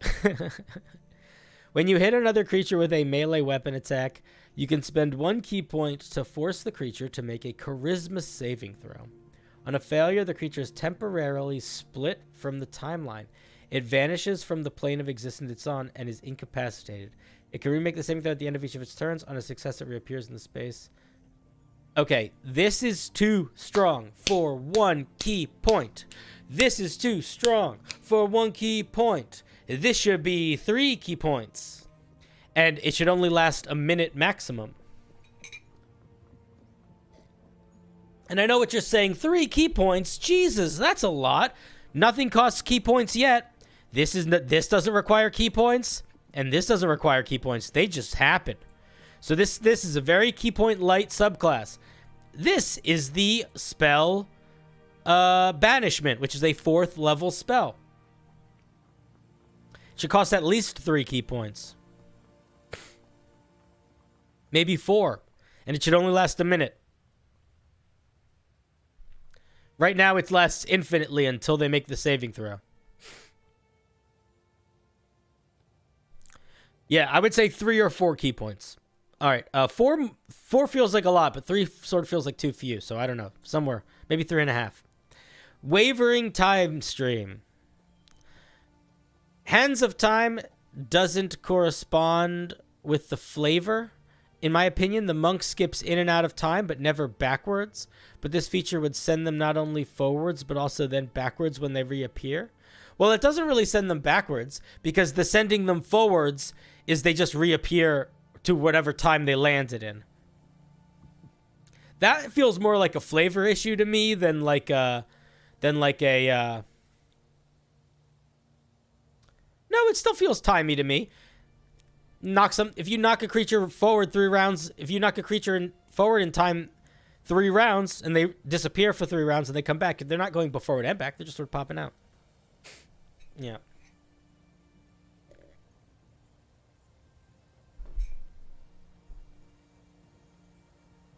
You have 14 key points, 1 key point after using it. Why do you only have 1 key point after using it?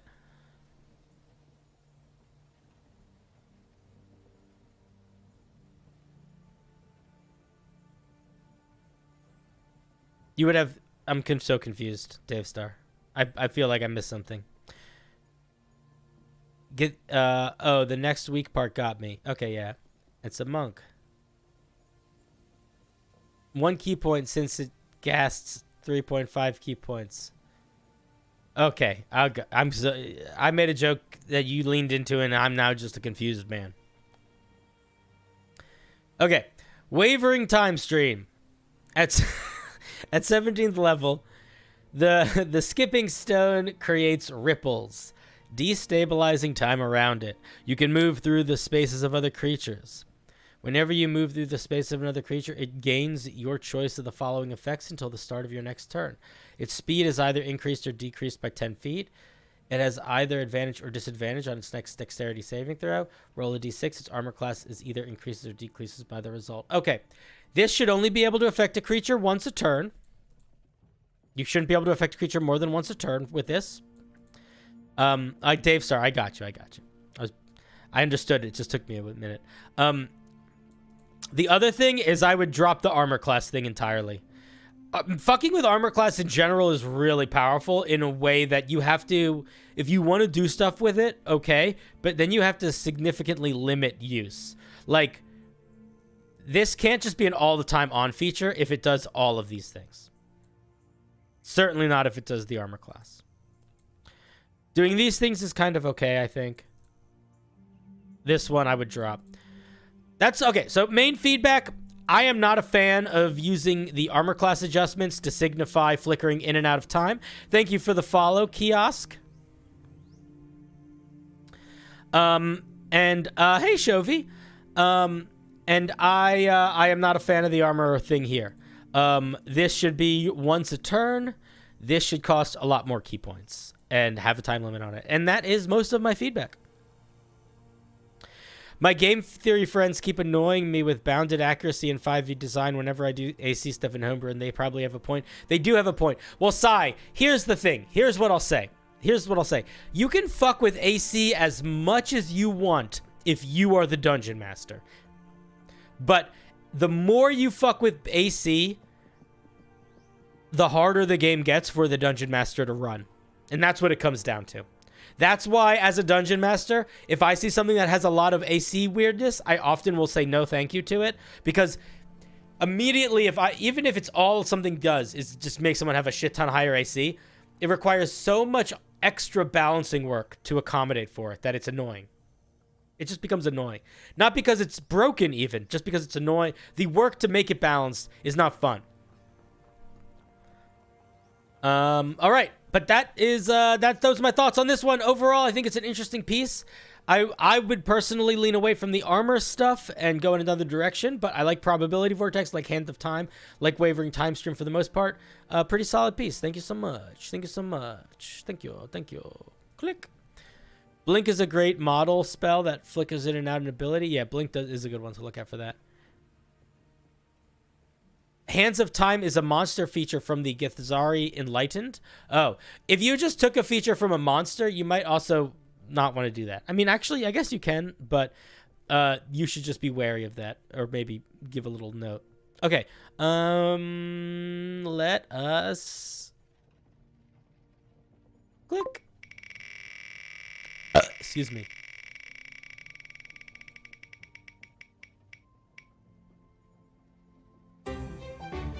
Ooh. This is another new person. This is Moon Junk. Moon Junk is someone who I do not believe I have ever read any of their pieces before. Let's see what they said. They said, I made a few homebrew monsters, but this is the first homebrew magic weapon I've made, and it is intended to be a reward for my level 6 party. Ooh. Level 6. Ivy, that's you? Cool. Chronomancy spells for Knight's Inspiration? Yeah. Alright, let's take a look. The Ember Glaive. Weapon Glaive, rare. Requires attunement by a you said by it twice by accident. Non-lawful alignment. This black steel polearm is covered in orange fiendish runes and feels warm to the touch. Those of lawful alignment find the weapon uncomfortably hot and are unable to attune to the weapon. Just say to attune to it. Don't say the weapon twice in the same sentence. You have a +1 bonus to attack and damage rolls made with the glaive and can roll an additional 1d6 fire damage on damage rolls. And so here's what you can say. You say you get this weapon gives a +1 bonus to attack and damage rolls, and attacks deal an additional 1d6 fire damage. That's how you want to phrase that sentence. Those attuned to the weapon, just say in addition. Put a little paragraph sign here. In addition, the wielder gains an understanding of the infernal language and the ability to cast the cantrip Produce Flame once per dawn. Okay. Couple things here. Produce Flame is not that strong. They should just get the cantrip Produce Flame. It shouldn't be once a day. Just give them the cantrip. Second of all, if they're going to be able to cast the spell, you have to give them what their spellcasting modifier is going to be. Because if a barbarian uses this, what does a barbarian have for their spellcasting modifier? They don't have a spellcasting modifier. So you have to say, using Constitution as their spellcasting modifier, using Wisdom as their spellcasting modifier, or with a +5 bonus to hit, or something like that. But you have to include the numbers if you're going to give them a spell that has numbers needed. So what does this do? It's a +1 weapon, 1d6 extra fire damage on a hit, Produce Flame, and they can understand Infernal. To me, that's a pretty solid rare item. It's a little strong, but not in a bad way. Can I make a suggestion? I think that this is fine. I think this will work well. I think your player, whoever is wielding it, will enjoy it and will get something out of it. But if I could make a recommendation to you, I would give them a different version of Produce Flame, or I would make it... I might lean away from the cantrip Produce Flame and more into the literal idea of producing flame. I think that might be more flavorful and more fun. Let me give you an example. By the way, don't listen to me if you disagree with this. This is now we're out of review. This is opinion. This is not mechanical critique. Mechanical critique, I think it's solid. It's fine. Opinion, I think this weapon would be more cool if instead of casting Produce Flame once per dawn, I could touch things and set them on fire. Maybe not creatures, but like objects. That would be cool. Right? Doesn't that sound kind of devilish? And well, here's what I was gonna say. Also, what if you could also throw Control Flame in there? I also think kind of fits that vibe as well. I agree, Aldril.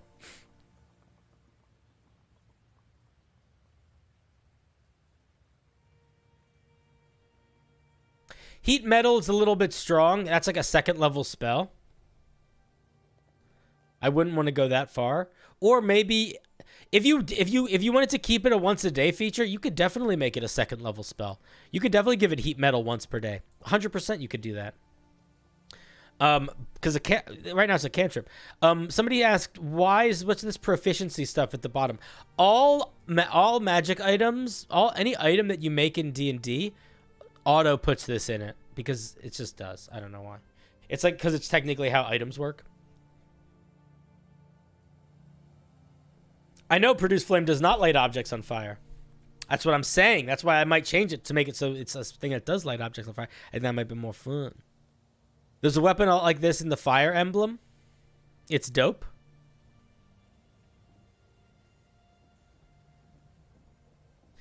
Oh, yeah, those are my thoughts. I think it's cool. I think it's simple and solid. I like it. It has flavor. I would make it less about an ability to throw a little fire and more about an ability to set things on fire. That's my change that I would make if I were you. You don't need to listen to me. I hope that was a helpful one. Was that the first piece of yours that I've ever read? This is very good for a first piece of homebrew. Very good. Thank you for sharing. Ooh, look at the table's gotten smaller, friends. Are you guys enjoying this new format with the wheel? I like using the wheel a lot. I feel like the wheel's the move. I feel like this is the move, right? Isn't it good? That way everyone gets it just makes it so much easier. You sent a monster in the Discord, but this is the first ever you reviewed. Ah, cool. I'm glad I finally got to one of your pieces. Yeah, the wheel spinning is fun. I like the wheel. Yeah, the wheel does feel fair. Honestly, the fairness thing was the part that was getting to me the most. Was I was like, as somebody who, I'm a procrastinator, and I didn't want to punish the procrastinators out there. And I didn't want to reward the goody two-shoes either. You know? You know what I mean? By the way, sorry for a long time not seeing the reviews. That's fine, man. I haven't been doing them for a while. I'm gonna try. I'm gonna start trying to do them more regularly. Now that I figured out that I can stream on YouTube also, and we can just dual stream, I think we're gonna just be doing these semi-regularly. I used to do them once a week, and I'd like to get back to at least that. What happened with your thingy? What was your thingy, kiosk? Did you submit a piece?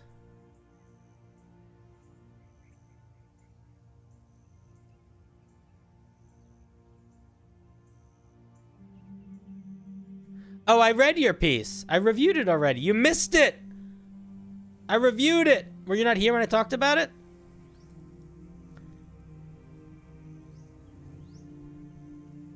If you missed when I talked about it, you can watch the VOD or scroll back. On YouTube, it's probably easier to do that on Twitch, but the whole VOD will be up on YouTube also. Very easy to scroll.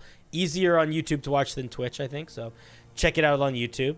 But basically, we talked about the basic foundation of your class for a little bit, and I talked about some things that I think you need to address and think about in how you balance your magic system that you are working on. We didn't really get into any of the meat and potatoes of it because I noticed a couple things that I think you need to think about that I think might need a little bit more focus just in the core mana mechanic.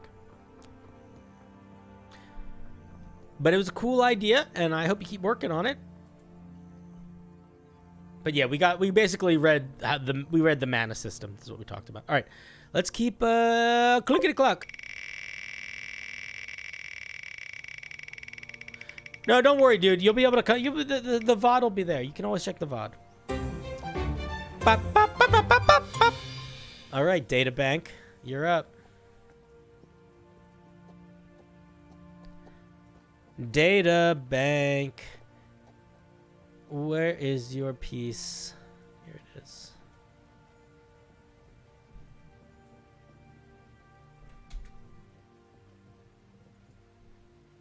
Let's see. Databank also left a note. What did they say? They said, I'd like to look at the Skiver, but if something looks cooler, go for it. Wizard subclass is cool too. Data, you know this. Data, you should... Where? Uh-oh, did I just delete chat? Uh-oh, chat, come back. Or did I just minimize chat? Chat, where'd you go? Chat? Chat? I just moved chat somewhere and I don't see it anymore. Chat, give me a second. I'm going to find you.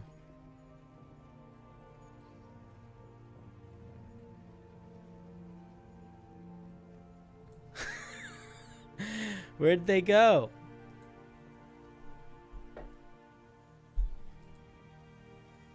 That's so weird. Chat, where are you hiding somewhere? Okay, just give me a second.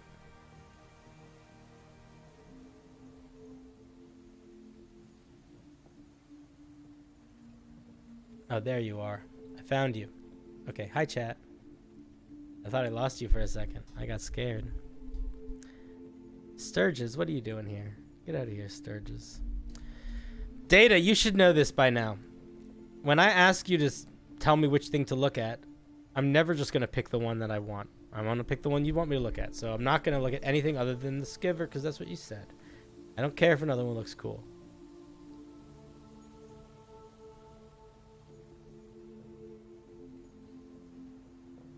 Oh man, does it hurt anyone else's eyes when I skim really fast? All right, Skiver. So this is a artificer subclass, I believe. Your familiarity with lever has begun to stretch your magical abilities farther and farther than before.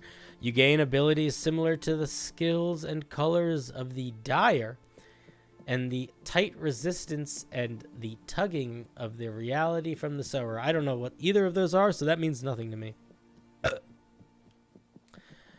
Tool proficiency. When you adopt this specialization at 3rd level... Oh, thank you for the follow, Freddy Chops. When you adopt this specialization at 3rd level, you gain proficiency with leatherworker's tools. If you already have this proficiency, okay, so you're a leatherworker. What else do we get? 3rd level. Your skill at manipulating leather has led you to make an individually strong set of armor. So this is like an alternative armorer, but like a leather armorer, like a light armorer. You spend 10 minutes with your leatherworking tools and magically create a set of adaptive leather. It has the following properties. It does not have a resemblance of any armor, just a leather clothing item. It's 12 plus your dex modifier. The basic C increases to 13 when you reach 9th level, 14 when you reach 13th, and 15 when you reach 15th. Okay, that's pretty cool.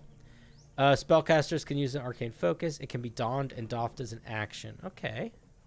Oh, that seems kind of fine. No prob, first time here from YouTube. Welcome. Welcome. I'm live on YouTube also, I think. You could be here on YouTube or you could be on either. I think I'm live on both. Yeah. Well, welcome, Freddy Chops. Love to have you. Okay. You can have a number of adaptive leather equal to a number of maximum items you can infuse. Making a set of adaptive leather outside your original costs 100. I see. So you can make it for other people. You can turn adaptive leather into mundane studded leather as an action so long as you know its existence. If you exceed your maximum, the oldest infused adaptive leather become mundane. Okay. So, here's what I'll say. This is going to be too strong. This is my guess. Because already you can make a bunch of these for people. And it does more things. So we're going to keep reading. But I think that you shouldn't be able to make a bunch of these at the same time. I don't think so. That's my first guess. But let's keep reading first. The adaptive leather you wear can become focused on one leatherworking specialization or another. When you don adaptive leather, you choose one of the following focuses: colorer or sewer.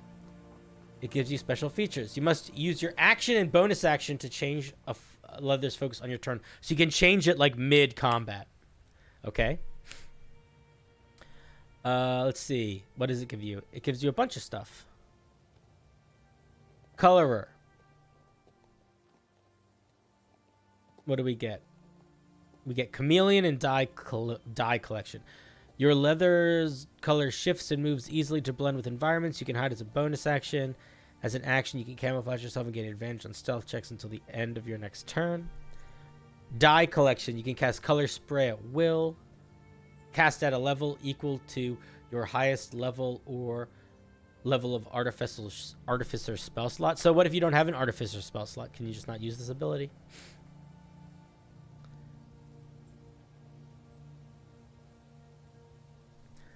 Sewer, skilled seams. You can add your intelligence modifier to your AC.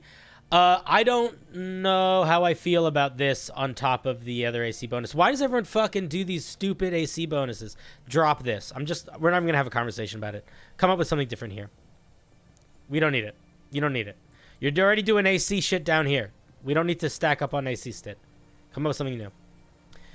Miscellaneous twine. As an action, you throw unimportant scraps of leather and twine from your leatherworking tools at one creature you can see within 30 feet. If a creature is large or smaller, it must make a dex saving throw against your save DC. On a failure, they become restrained. At the beginning of their turn, the creature must make a strength athletics check, saving throw, or saving throw against your spell save DC. You should just decide. Don't let them pick. Upon a success, they are no longer restrained. Okay. Two things. I don't think you should be able to make infinite of your armor, I don't think you should be able to make more than one of your armor, and everyone gets it, because there's a lot of shit that these things can do. Stuff that's really strong. Somebody in the chat suggested that only you should have access to these features from the adaptive leather, and I think that could be a solution. So that the only aspect of the adapted leather that the other people would have access to would be that they could use it as an arcane focus, don and doff it, hide. I mean, this is still a lot. But right now, this is really strong already at 3rd level. Too strong. is what I'm saying. This is too strong. Leather's focus should not be accessible by other players, just the original abilities. That's me. I wrote it. That wasn't a suggestion. That was me. Oh, okay, cool. Those scraps of leather are and twine might be important to someone also. Maybe. It just feels like it's too much at 3rd level right now. Because when we compare it to something else that is very similar to this, which would be like the armor. The armorer.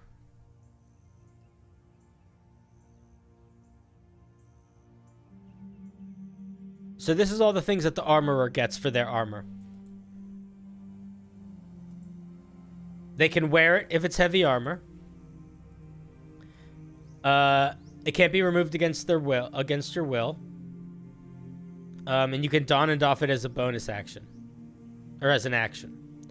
And then it can either have punchy fists and temporary hit points, or it can have lightning, shooty, and faster and stealthier. I just feel like this does a lot more. Too much more for it being able to be affected by other people.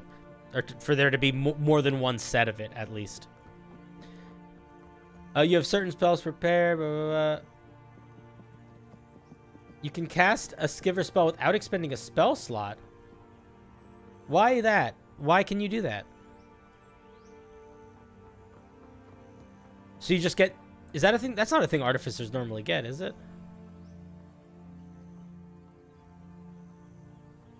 No, it's not. Drop this. Drop this casting without a spell slot.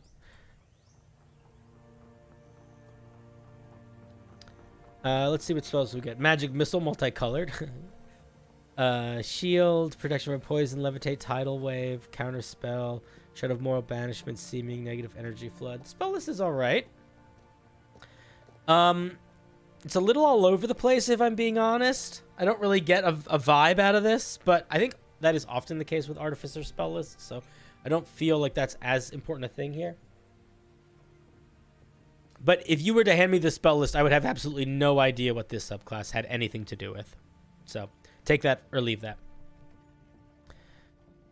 You can attack twice rather than once. Whenever you take the attack shot in a turn, you can use die collection or malicious twine as attacks for this feature. But you can't not use each more than once per turn. What were those? Casting color spray. Oh, I would not do that if I were you. I probably wouldn't let you do... I probably wouldn't do that. I probably would drop that. Or I would make it where you can do one of these and make an attack and not give them a normal extra attack. It feels like a lot. How does the spell list interact with changing subclass in combat? Like when you hold concentration on a spell and switch it in or out so you don't have it prepared anymore? They can't switch spells. What are you talking about switching spells mid-combat? Did I miss something? I don't think they can switch spells mid-combat. And these things, switching this doesn't require concentration. Unless I missed something. Ninth level, smooth leather. Your skills, your skill and smoothing of the leather. Your skill. It sounds like you're talking about human leather. Your skill and smoothing of the leather allows you to move it faster than ever. You can now change your leather's focus as a bonus action on your turn. The change is instantaneous. Like when you hold concentration on a spell and switch it around, you know.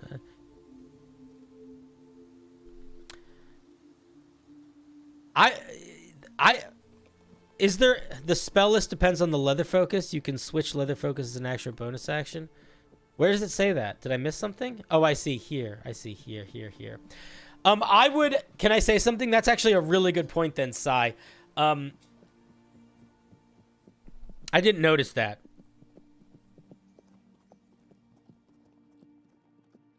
It kind of makes it weaker. If anything. Just because they don't have access to all their spells all the time. Hello. Hello, Everlasting Fae. All right, let's take a look at the 9th level feature. Oh, I did. You can switch things to bonus action. I don't have strong feelings about that. Let me read the 15th. Let's keep going. I don't know how I feel about the 9th level feature. 15th level feature. Your adaptive lever gains the following benefits based on your leather's focus, shown below. Colorer. As an action, you swarm one target within range with staining fluid. The creature gains vulnerability to all damage until the end of your next turn. That's very strong. Sewer. You tighten your stitches as a bonus action, providing resistance to all damage until the end of your next turn. You can use this feature a number of times equal to your proficiency bonus. Damn, that's too strong. Too strong. Make it once. If you're going to make it something where it's like resistance to all damage for not just a whole round plus another one of your turns, that's a once a day feature. That's not a proficiency bonus times a day feature. I am confused by this subclass. I don't know what the vibe is. It kind of feels like it's doing too much at the same time, because you're a leather armor maker, and you are either like a seamstress where you're throwing thread around,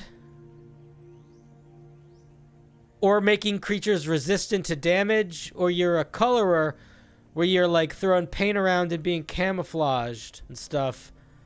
I kind of just feel like those should be separate things. I'm struggling to see why this should be one subclass. I'm struggling to... I feel like the focus is in too many places. I don't really get the vibe.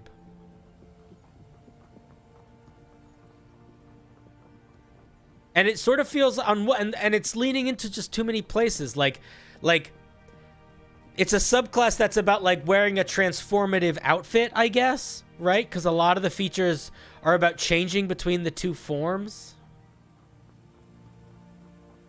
But why is that a leatherer? Why is that a leather worker? I don't know. And then also you're getting like free castings of spells, which feels just off to me. I don't think that fits this subclass at all. Yeah, I don't know. Yeah, I don't have...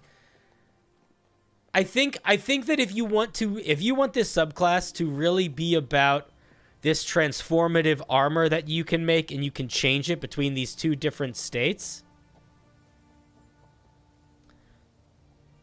I would lean into that.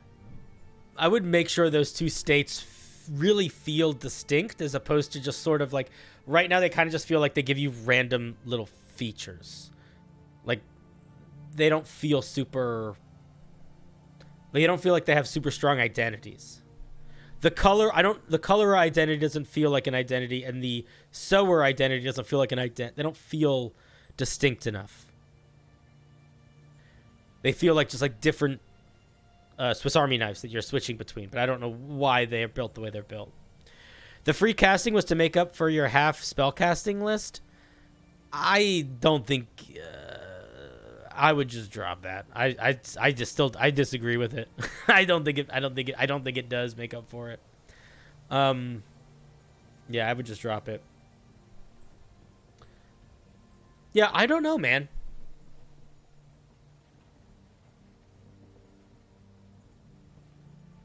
It doesn't have an anchor. I need the anchor. Because the anchor is this piece of armor, but the armor is not a solid enough idea where it stands. I don't know what the meat of this thing is. Like color spray, like how important is color spray? Because you have like a bunch of features that affect your ability to color spray. How important is why are you adding your intelligence modifier to your AC? This makes sense. The idea that you can like sew people up, that kind of makes sense, but I don't know. With something like the armorer artificer, this is a lot easier for them to do because the two different modes are very straightforward. It's like tank mode and like mobility mode. And I think that what you should probably do, if you want this to feel distinctly, if you want this to feel both distinctly different from the armorer, but also to feel like it has a solid stance, like a solid base, is boil down what the colorer mode is supposed to be. Boil that down into one word. And boil down what the sewer is supposed to be into one word. And then build it out in that direction. Because right now, the colorer has abilities that go in like 6 different directions, and the sewer does kind of, the chameleon does too. They both do. So yeah, those are my feedback. I would say focus. You want to focus a little bit. Focus the ideas a little bit. Interesting idea. All of the abilities are pretty interesting. I really like the miscellaneous twine feature, but I think that this one requires a little bit more tightening from a visionary perspective. All right, thank you very much, Databank. Maybe it could glean some pointers off the Forge Cleric. I think it depends on what kind of vibe they want to go for it. Oh, hello there, Turtle. How's it going, buddy?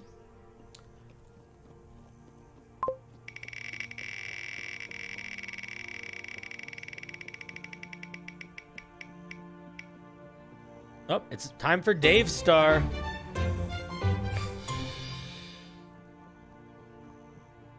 Let's see what Dave Star brought us today.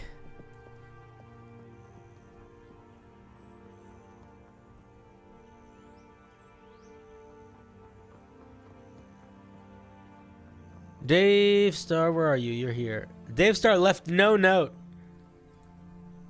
No note needed. He's not a man that leaves a note.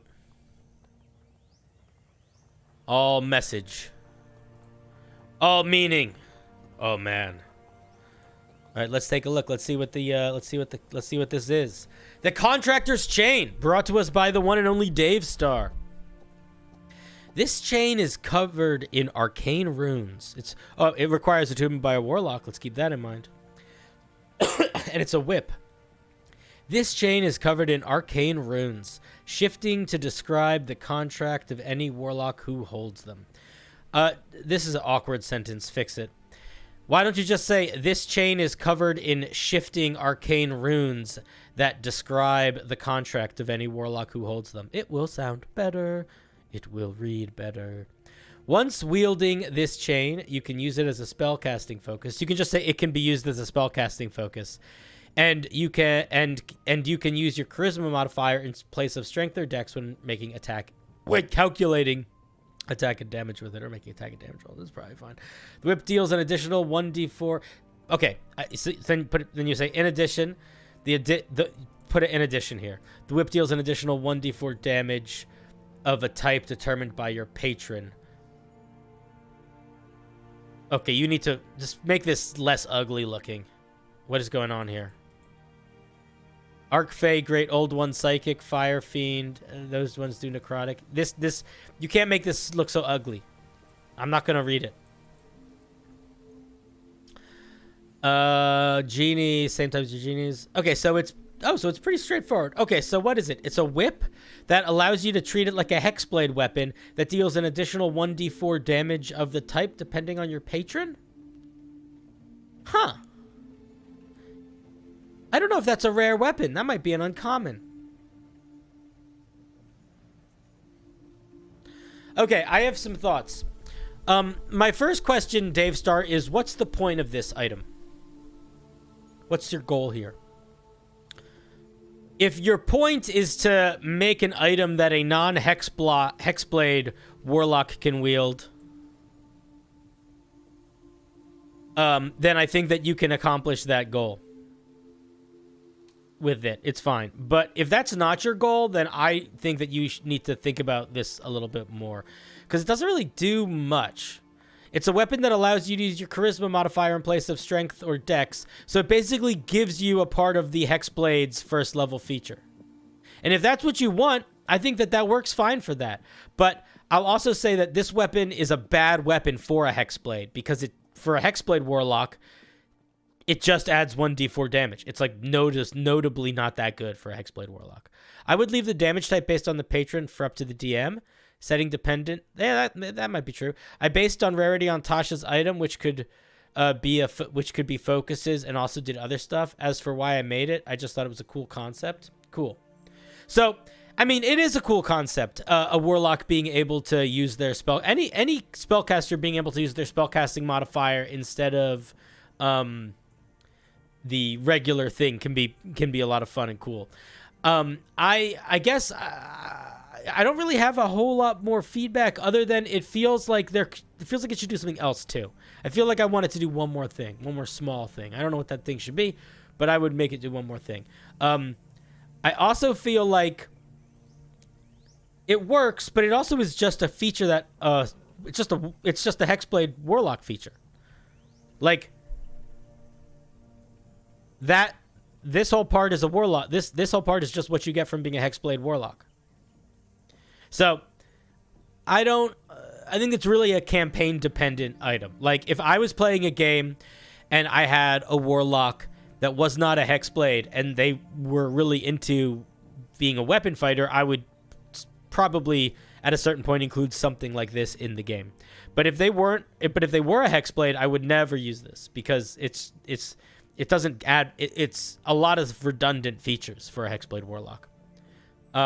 And if I had a game that had like multiple warlocks, I probably also wouldn't include it because you don't want the Hexblade Warlock to feel like somebody else gets their main subclass feature just from a magic item. I feel like that could be a bummer. But from a mechanical perspective, I think it's fine. I think it's totally fine. I think it works. I think that it probably are going to be some games that it fits into really well and other games that it wouldn't really fit in at all. Whip does have a tiny niche with being only reach finesse weapon. Very tiny, though. Yeah, but you also, if you're a Hexblade, you got your packed weapon. You can just make it a whip. That doesn't really have anything to do with it being a magic item. That just has to do with it being a whip. I think it's cool. I think it's solid. I don't really have any other feedback other than I think that it's a good example of when an item would work really well in some campaigns and really poorly in others. Thank you all for sharing, Dave Star. Let us take another spin.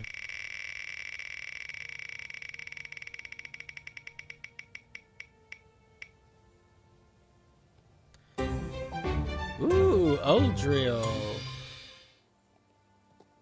Our late arrival.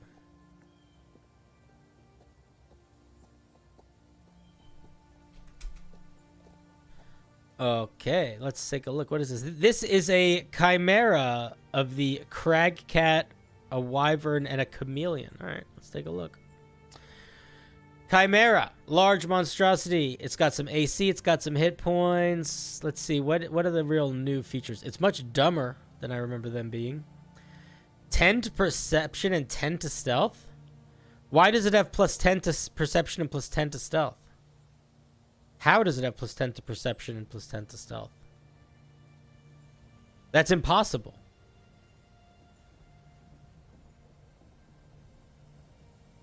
But its stealth is, but its dex is plus 3 and its wisdom is plus 2. So even if it has expertise in both of them, they should be different numbers.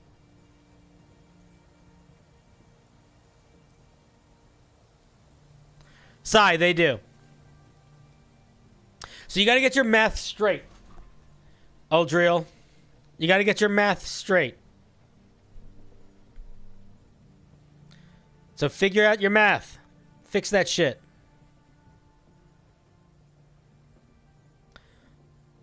Camouflage. The Chimera has advantage on dex stealth checks made to hide while you are only lightly obscured. Well, it is only lightly obscured.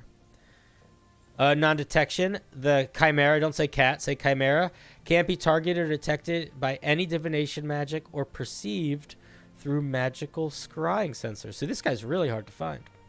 Spell turning. The Chimera has advantage on saving throws against any spell that targets only the cat. Again, you just got to fix these little words here. That's not a cat, it's a Chimera. If the Chimera saving throw succeeds, the spell is 7th level or lower. The spell has no effect. All right. I might lower that. I might go lower than 7th level. 7th level is really high. This is only a CR9 monster. It's likely that whoever you're encountering isn't going to have 7th level spells by the time they encounter this thing. I'd probably drop it to 5th level. 3 attacks, 1 with its bite, 1 with its claws, 1 with its stinger. These all look pretty run-of-the-mill. You're doing your... No, you're doing your math right there. I won't yell at you, sorry. The damage feels kind of light on the attacks. This is the same damage as, I believe, a wyvern tail stinger, which is a CR6 monster. This is a CR9. This thing should be doing more damage. Sticky tongue. Why is the sticky tongue only +7? It's dex based. The target is grappled, pulled 25 feet towards the Chimera. On their turn, a creature can make an athletics check as an action. DC 16. Clean up the formatting here. Until the grapple ends, the target is restrained and has disadvantage on strength checks and strength saving throws. And the creature can't use another target. It's an interesting creature. So it's got a tongue shooty thing. So I get mixed feelings about this because on the one hand, I feel like this is like, there's no theme to this monster. It's just a bunch of random shit. But I guess that's the point of a Chimera, right? Is that they're all just a bunch of random shit. So maybe it's fine. But it does feel like it's just a bunch of random shit. I think it's pretty cool, though. It's a creature that's very hard to find. And really hard to pin down. It bounces spells off of you. You can't see it. No matter what. Yeah, make it do more damage. No, it doesn't. The disadvantage on strength checks doesn't combo into its abilities at all. I almost feel... This is... You know why? I know why it is this. I know why. I know 100% why it's this. It's because, realistically, they probably got inspiration from the Roper, which has a 25-foot reach attack that can pull people towards them and restrains them and gives them disadvantage on strength checks and strength saving throws. It's exactly the same thing as their power, so maybe they just grabbed that. I don't really know. And just turned it into a tongue. Which is not, it can work. But yeah, I think it's interesting. I don't really have a whole lot of feedback other than I feel like it doesn't have a consistent vibe. And for a CR9 monster, some of the numbers just feel off. Hey, Mr. Mushroom. I've been doing an NPC Oracle Old Man that will give the players fortunes, but I decided he should only speak in rhyming verse. I'm currently writing a dialogue tree, and I'm pretty happy with it so far. Oh, you're going to get a little choose your own adventure? Okay. They got to be careful about dialogue trees, because if the branches aren't that sturdy, then players are going to fall to the ground. All right, Uldriel, thank you very much. Very odd creature. Very odd creature. Interesting idea. What did you say was a combination of a chameleon, a wyvern, and a crag cat? I guess I don't know what a crag cat is. I'm assuming crag cats have some sort of spell turning ability, and that's where that comes from. Who's got the anti-detection thing? Where does that come from? Where did the non-detection come from? I don't know. Interesting creature. Interesting creature. All right, we're down to 4, guys. 4 left. 4 out of 14. Slowly but surely, our lake wells up. Dryness. Oh my God, chat's so little. You guys probably can't even read it. Who just followed me? Somebody did. Pride Fun. Thanks for the follow, Pride Fun. I hope you're having... I hope you're having fun. And I hope you have pride. No. This chat window just sucks. All right, I'll fix this. I'll fix this later. I'll fix it later. I'll fix the resolution on it, make it smaller. All right, let's spin her up.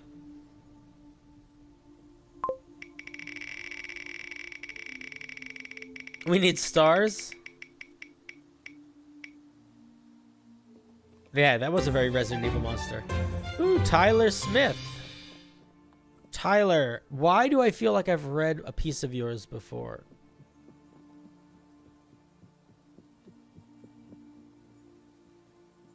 Oops, don't do that. What did you make? Canine people? Animal people? Canine Folk. All right, get some food, Sai. Animal Folk. Yeah, the apeling. All right, so you told me there's like this long thing. Oh, because you have like a million different breeds. All right. I'm not going to read all of them. I'll read a couple. Physical description. Canine folk are humanoid dogs. Their fur and other traits can vary from type of canine they are based off of. All canine folk are born with and have tails. Canine folk have very sharp teeth. Canine folk can only live about 20 years, but fully mature at 3. Canine folk are small-sized, except for wolves, at 2 to 4 feet, depending on their breed. Don't start every sentence with canine folk. Don't start every sentence with canine folk. It's not good writing. You're doing it here too. Don't do it. Don't start every sentence the same way. You have to, when you're writing sentences.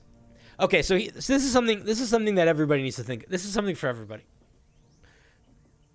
Flavor text doesn't need to be long. It doesn't need to be in depth. It just needs to be a hook. It needs to catch people. It needs to make them excited to keep reading the piece. That's the only goal of flavor text. Is it should be a hallway that makes people excited about the room they're about to go in and maybe encourages them to go in that room. So one of the things that you can do to make your writing more engaging, to make that hallway more fun to walk down, is to shake up your sentence structure, diversify your sentence structure. Have some short sentences, some long sentences. Make sure that there's a rhythm to it. Make sure that when you're reading it, it's not too cyclical, not too repetitive. Because then what's going to happen is it's going to get mind-numbing. The most interesting sentences that are repetitive become dull. And the most dull sentences that are written with flow and nuance and bounce and diversity of sentence structure become very compelling. And you want your flavor text to be compelling. That's the most important thing. Canine folk are very loyal and calm, if under no pressure, which often gives them preference from other races. If not with other races, canine folk live alone in small villages with other canine folk. You're just using the word canine folk so much. It's really detracting from what is being said here. They will live with all canine folk. At these villages, the leaders who have proven themselves the most.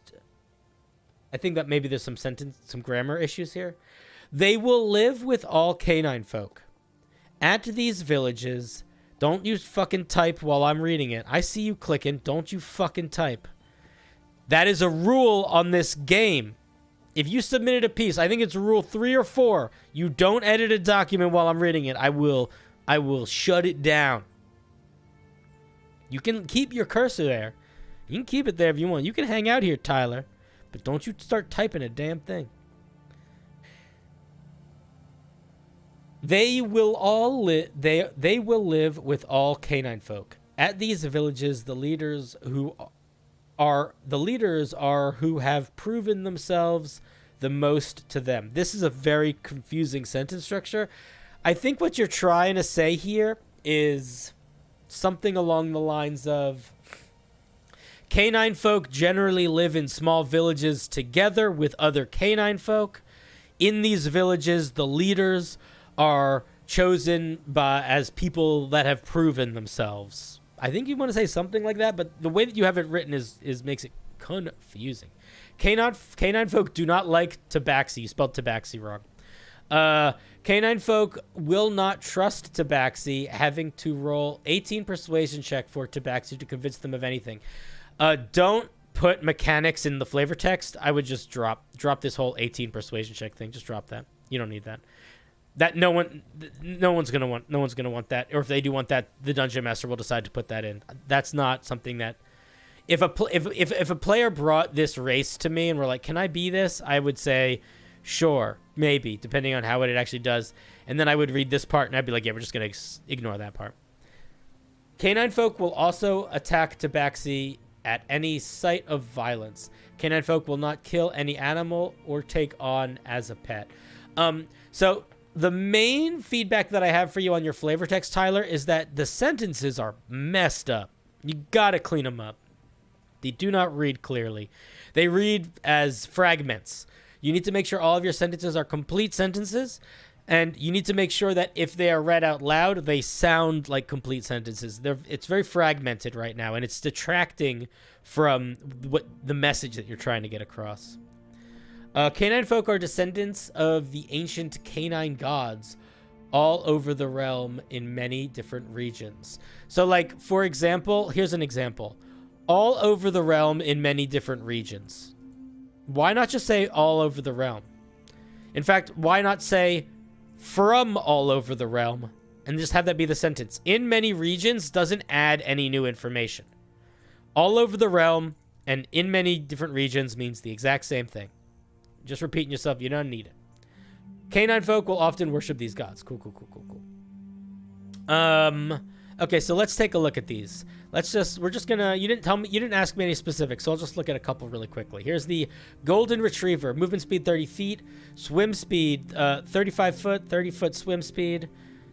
They have a bite attack that deals 1d6 damage. You need to clarify if it's like is it just a regular attack, so it's gonna just be strength based.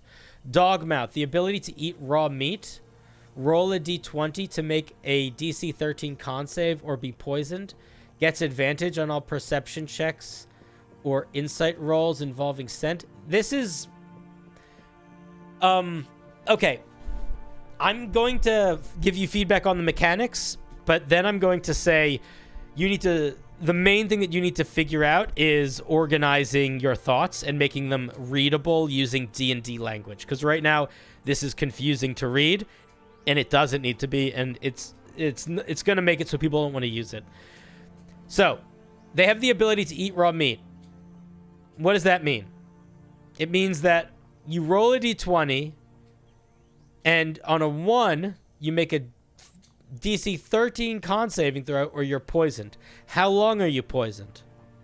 Why a DC 13 con save? Why is it the same con save for each piece of raw meat? I don't understand those choices. I also feel like I would just drop all of this. Why not just say they have the ability to eat raw meat? Like, that doesn't need to be a mechanic that you build out. It's excessive. Then they have a different ability that is not Dogmouth called Keen Senses, which is an ability that exists, and you should just look it up. And they have advantage on all perception and insight rolls involving scent. So I would say involving smell here. I would change it to say smell. They can cast Speak with Animals at all times. You want to say at will, but only with dogs. Okay. And on all 4, their movement speed increases by 10 feet. Okay. This is a lot of stuff for a subclass. Or for a subrace. This is a lot of stuff. So this is not really... So these are like all completely different races, I'm going to assume. Because there's a lot of stuff in here. This is a lot of features. I guess technically this one isn't anything. This one is only related to smell. This one is only with wolves and dogs. So I guess it's mostly okay. But my God, you really got to spend a little bit of time looking at how... I really, really recommend spending some time and just looking at how other mechanics are written out and trying to mimic that language, because it just makes it hard to read.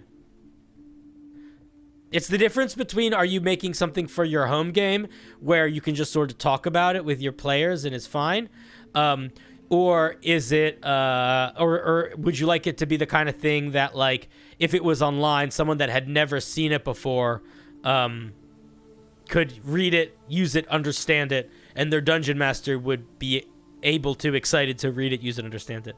I enjoy the culture it builds, and you find a fun way to make the hunters seeker characters. The features are pretty much the same for all of them? Oh, well then, I guess we'll keep going.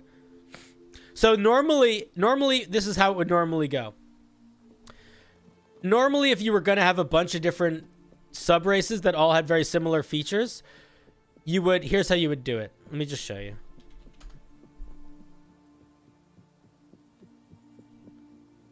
So let's pick somebody that has a lot of sub. Let's go to halfling. So here's how it works. So you write halfling, and these are all the halfling traits. Every halfling has all of these. And then each subclass, each subrace halfling just shows you the ones that are distinct to it. So if there are features that all of them get, you should just have those listed at the top and have the individual breeds just list their specific stuff.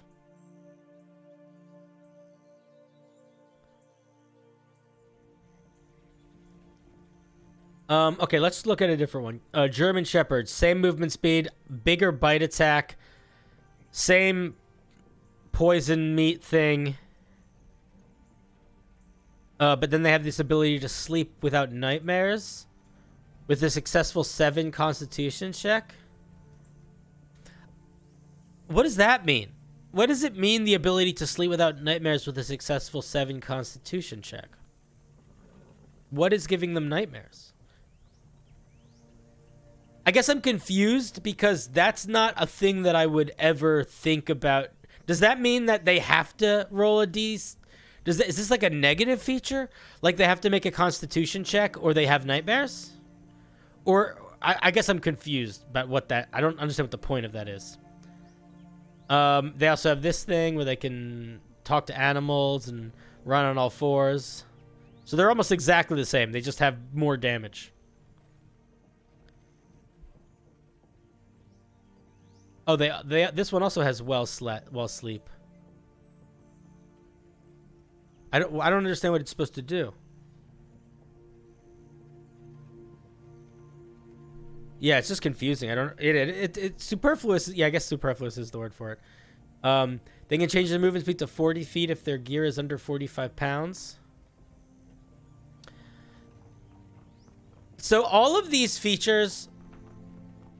All right, I've read a handful at this point. That's enough. So all of these features feel like they are features that were designed with the way that you run your game in mind, because there's a lot of references to things that just don't come up in most games. The nightmares, making anti-poison saves on raw meat. Like there was a handful of things that I'm like, I wonder if this is some, and if it is for your home game and for your home world, then that can work fine. But I would say the main feedback that I would have for you, I learned somewhere dogs have less nightmares than humans. That might be wrong, but humans don't have to roll to have nightmares or not in D&D. Like that's not a thing. So unless you actively are using a nightmare mechanic where humans have a higher saving throw threshold than canine people, then all it's doing is creating a mechanic by which canines might have nightmares that no one else needs to worry about. That's what I mean, that like you should build mechanics from the perspective of like how the game is being played, as opposed to like bringing in, like you can add new elements, but nightmares are not a condition that people normally need to deal with in D&D. There are certain creatures and abilities that can maybe make nightmares happen, but they are so few and far between. I can think of 2 off the top of my head. Can't think of any others. 3 off the top of my head, but that's it, right? So like what I would say the best bet for you would be is to spend a little bit of time and maybe take a look at, there's a race called Shifters. Are you familiar with them? Let me show you, because they're very similar to what you're trying to make.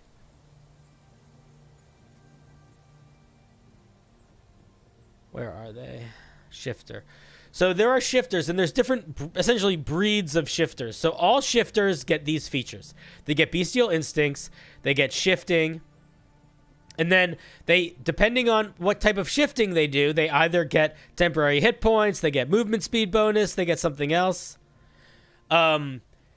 So take a look at these. Like, this is a good example of how you could have different types of dog, people, creatures, because you don't want to be adding in features that just like aren't relevant to the game. It won't make sense. The other thing that's going to do you a huge benefit is write them out using proper grammar. Don't write these half sentences. It makes it so hard to read, and it's going to turn anybody off. Use full sentences, use correct grammar, and if you're unsure of how to do that writing for D&D, just look to the text. I mean, even if you don't have access to most of the content, you still in the open stuff, you still have like the dwarfs, the halflings, the elves. You still get all these guys that you could look at, and you can see how their abilities manifest and how the language that they're written in, because it makes it so much easier to read.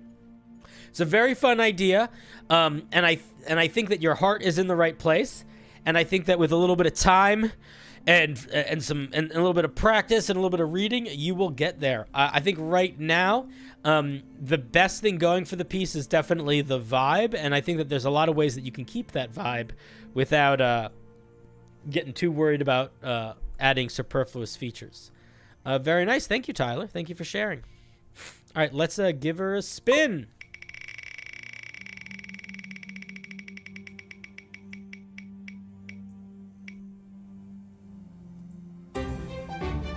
Whoop, we got Gladahedral. All right, what do we got here? What do you got for us, Glad? Oh, you also left a note. What does Glad's note say? Used this as a mini boss on a 6 15th level characters. Wow. They loved the fight. I was wondering if an outside opinion would occur. Okay, so this was like a big, serious fight. Hey, the Lord? Holy moly. How'd you find out I was streaming? Don't tell Satan.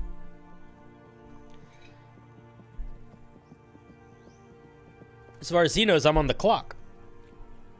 All right. So this is a big boy. We got a bunch of things going on here. Let's take a look. For the canine species, looking at how the species came to be would be interesting. Oh, that is interesting, yeah. Since IRL dogs breeds were selectively bred by humans and evolved naturally, yeah, maybe there was some giant evil pet-seeking species of aliens that turned them all into cuties. All right, Devil of Eternity. It's a medium fiend, armor class 20, a shit ton of hit points, not that fast. But it can climb. Cannot fly. Deception, persuasion, intelligence plus 10, wisdom plus 8. I'm gonna hope. Let's hope you did all the math right. Don't worry about that too much. It can squeeze. It has molded body. The devil can use an action to change its shape from its naturally ooze-like body into a small, medium, or large creature. Oh, that's interesting. So it can change size. That's kind of fun. So it doesn't change anything other than it just gets bigger or littler. That's cool. Good night, Ben. Ben, are you out of here? I found out by watching your channel and saw that you were live. Yeah, I am live. All right, go to bed, Tyler. Oh, I thought Ben was saying good night. Ben was saying good night to Tyler. Good night, Tyler. You're great. Thank you. Go to bed. The Lord, welcome. Yeah, man, I stream on Twitch, and now I'm trying to stream on YouTube more. Because it's fun. And we review stuff. All right, so it can get bigger or littler. Architectural manipulation. The Devil of Eternity can spend an hour to make any location with an entry and exit its lair. That's cool. While inside its lair, it can conjure illusions that would appear natural for the location, manipulating the area to its own benefit. These illusions include audible, visual, tactical. I would clarify if these can hurt you or not, because if it can make illusions that are physical, then I don't know if it can hurt you. Multi-attack. It can use maddening presence that make 2 psychic lashes. Alright, let's take a look. Psychic lash, just some psychic damage. Nice. What's maddening presence? Each creature of the devil's choice that is within 120 feet of it must succeed on an 18 wisdom save. Or roll on the short-term madness table. That's fun. A creature can repeat the saving throw at the end of each of its turns. A creature successful is immune. Okay. I like using short-term madness. Short-term madness is a lot of fun.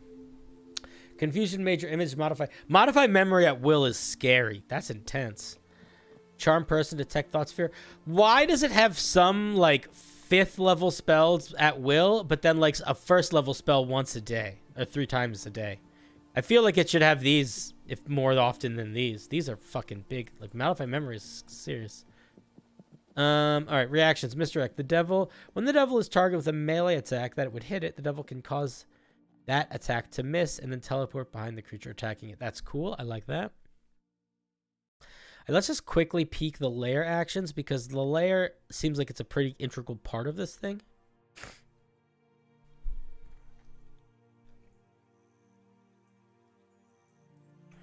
I have a campaign when hell is taking over the homeland and you have to survive and level up so you can then cross the waters and go to hell. Ooh, that sounds cool. On initiative count 20, okay, whatever, it's layer actions. Tempting whispers. The devil telepathically whispers into the mind of one creature within range of the devil's telepathy. The creature must make a 18 wisdom saving throw, become charmed by the devil until initiative count 20 on the next round. A creature charmed this way obeys all the commands given by the devil to the best of its abilities, unless it is directly harmful to the creature. When is it charmed until? Until initiative count 20. Okay. That's cool. Disappear, becomes invisible until initiative count 20. Rotate reality. The devil can twist and shape its lair to its will. The orientation of the lair rotates in any direction of the devil's course, 90 degrees. Creatures without a climbing speed fall in the new direction of the floor, landing prone. Okay. This is kind of fun. Yeah, I dig it. I dig it. I would give it a faster... I think somebody said faster movement speed. I agree. Faster movement speed. Modified memory is a charm. That's true, it is. But it doesn't exactly charm in the same way. What did you say? And read the first level. To get to the other levels, you need to go through Hell's Dungeon in defeat. Harder and harder monsters. That sounds fun.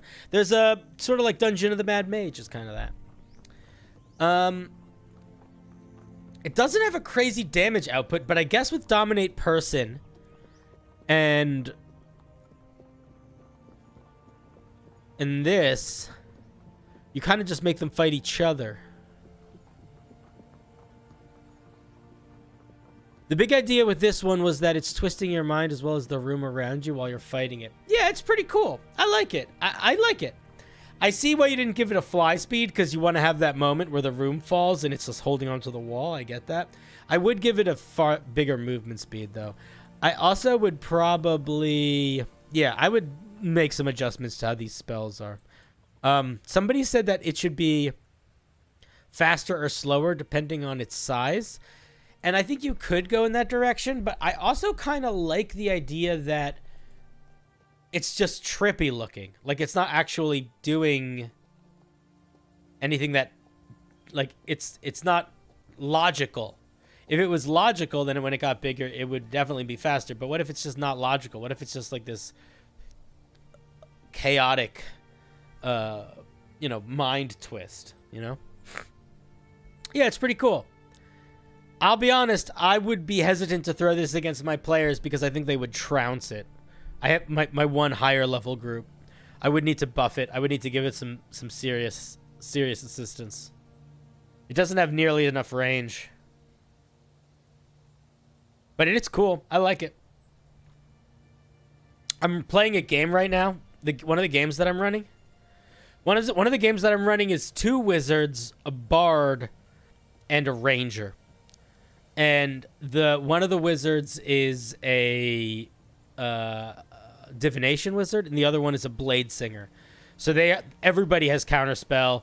Everybody is fucking teleporting, casting shit all over the place. So like, if I was gonna use a monster like this, I'd have to boost it up. That group is too strong. Chain Devil Lackeys, that makes sense. Yeah, it is very eldritch. I agree, Ben. All right. Out of here, Devil Entity. Very cool. Glad. Thank you for sharing. We got 2 left. 2 left. Unless somebody else submitted something since stream started. Let me just check. Nope. Just 2 left. Guys, we're going to start doing these more regularly. So if you want to submit more pieces in the future, I'm gonna post a new forum for our next one. Maybe we'll just do these. Maybe we'll go back to doing these every Sunday. I don't know. I like doing it with the wheel spin though.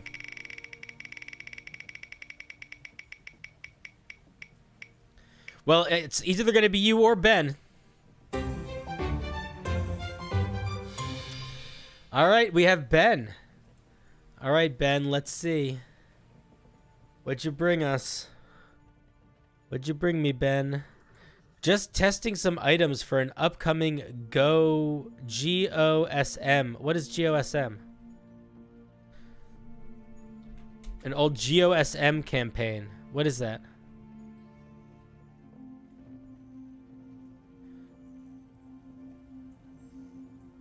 What is GOSM? Yeah, I like the wheel a lot too. It just makes my life so much easier. Ghost of Saltmarsh. Thank you, thank you, thank you. I'm dumb, guys. The thing is, I'm so smart, but I'm also pretty dumb sometimes. Let's take a look at the Ring of Prixmo the Fixer. That's a fun name. Very rare. Requires attunement after gambling on a short rest. I don't exactly know what that means, but that might be okay. Once owned by a scoundrel, Prixmo the Fixer, this ring grants the following benefits to any scallywag to possess it. Attunement, gambling during a short rest. So you just gotta like play cards over a short rest. All right, I got you. No, don't be lazy, dude. I'm sure other people knew what it was. You weren't lazy. Okay, so it's a ring. You get +1 to charisma. The wearer. Don't say, okay, this is Ben. This is you, Ben. You're one of my new boys. You're new. I'm gonna give you a little lesson in life right now. Okay, look at me. Get close. Look at me. Look at me. Look at my forehead. Look at me. Here's a secret. Here's a trick that's gonna make you a better writer. When you're writing stuff for D&D, don't use the word may. Use the word can. There are times where you do use the word may, but they are few and far between. And 99% of the time, they are situations where the rules suggest the dungeon master make a choice. Anything that's like an ability that you get access to, use the word can. The wearer can add, etc. It's annoying to me. It's a nitpick, so I have to point it out. It's not the end of the world, but it is what it is. I made a wheel for my campaign where all the races are to roll who the random guard will be, and it's funny. Hum a little tune and go along with it. All right. The wearer can add their charisma modifier to any luck roll. Also, once per day, gain advantage on a luck roll whilst gambling. Are you coming from a different system than D&D by chance? Ben, are you new to 5e? Are you coming from a different system? Gain 1 superiority die, which is a d8, and learn the goading attack maneuver from the Battermaster maneuver list. Regain and use the superiority die on a short or long rest. Luck is not a mechanic in D&D. So there is no such thing as a luck roll in D&D 5e unless you are using a homebrew thing. So rolling a luck roll doesn't mean anything. Adding your charisma modifier to a luck roll doesn't mean anything. Having advantage on a luck roll doesn't mean anything. Luck roll doesn't mean anything. But if we ignore that part for a second, there are ways that we could do that. How do you send it? How do you send what?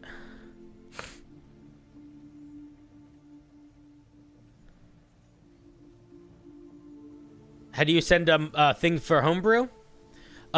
If you're watching on YouTube, in the video description, you should see the link, I think. Let me just check if it's there. Yeah, there's a Google Forums link. You can click.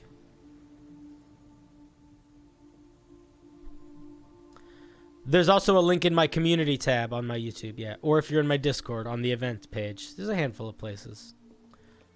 Okay. So what could you do? Do you want there to be luck? So in D&D there is luck. So usually the way that luck is interpreted in D&D is you get a chance to re-roll a roll. Or on a 1, you get, like, halflings have an ability called Lucky, where if a halfling rolls a 1, they can re-roll that roll, but they have to take whatever the new roll is. So you could do something like that. You could incorporate something like that if you wanted to. I would not. I would just make sure to keep it sort of toned. Do I have to do it beforehand? Do I have to do what beforehand? No, you can. No, just post it, dude. I am the one that is checking the form, so I see that you're here. I'll just check it. And then in terms of the superiority die goading attack thing, I think that that's kind of fun, and I like that. I think the idea here is pretty cool. I would probably not give you a straight bonus to charisma because that affects a lot of stuff. I would probably give the bonus to either sleight of hand or deception, which are both charisma skills, but that way it's not affecting like everything charisma. But overall, it's pretty cool. But also, welcome to writing homebrew for D&D 5e. I love when we have new people, and it's wonderful. So, that's pretty cool. I was thinking Monkey Island. Hey man, Monkey Island. If you're running Dungeons and Dragons or playing Dungeons and Dragons, and you're thinking Monkey Island, you're probably playing a really fun game of Dungeons and Dragons. The Lord, did you submit one? Doesn't look like you did. All right, let's spin it. It's not making music.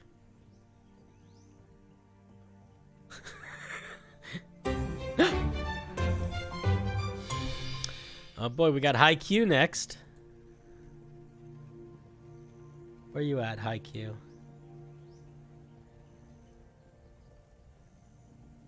There you are.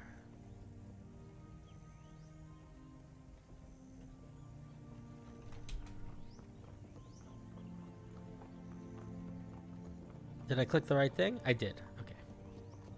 And you left a message too. What did you say? I've been working on this for a little while. It started off as an inspiration from Sekiro, and quickly deviated from what I feel like the classic anime trope of a swordsman. Hopefully that gives you a basic idea of what my imagination was with this monk subclass. Please don't go easy on the feedback. All right, I won't go easy, but I won't go hard either. We'll go right in the middle. Right in the middle. The Lord, you still can submit a piece if you want. But it does not look like you have, and that's fine. But if you want to, you know, there's always next. There will always be more if we don't make it in this week. But let's take a look at this. Monk of the Sword Saint. So, I mean, immediately my first thought is we want to just make sure it's not the Kensai monk, right? Because the Kensai monk is the samurai monk currently. So we just want to make sure that we're different than that. Okay, the Lord. Well, listen, buddy, if you want, I will be doing I'll be doing more of these, and also you should join my Discord because I make announcements about these. But I'll probably start posting more announcements in the community feed and stuff when I do these, because now that I know that I can go live on YouTube, I'll be going live on YouTube more regularly. Okay. Let's take a look. Monks of the Way of the Sword Saint train relentlessly with their weapons, to the point that the weapon becomes an extension of the body. Founded on a mastery of sword fighting, the tradition has expanded to include many different weapons. I don't know if you need that sentence. A sword saint sees a weapon. Oh, a lot of sword saint sees. It's getting late. A sword saint sees a weapon much in the same way a calligrapher or a painter regards a pen or brush.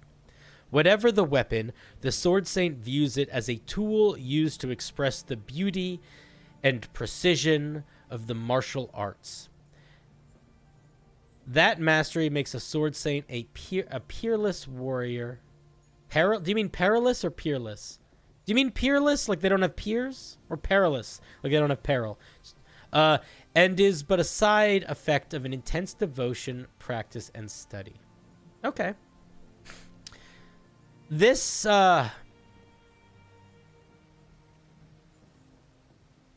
it's a little bit samey.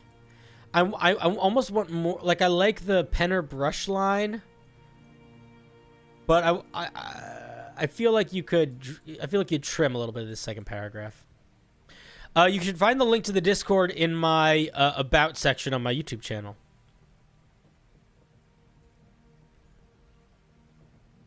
I could also probably just post it here. Let me grab it.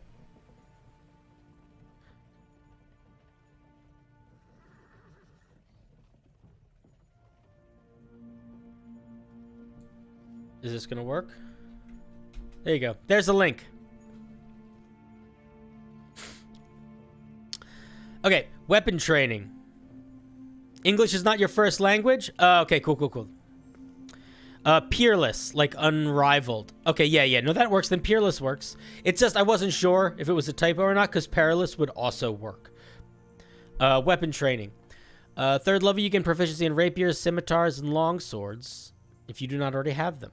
These weapons count as monk weapons for you. Another thing to keep in mind is that the monk now gets proficiency in one of any weapon they want. So, that's just something to keep in the back of your mind. Blade artistry. At third level, you don't say may, say can. I just talked to somebody about that. I just yelled at somebody for a minute about that. Don't say may, say can.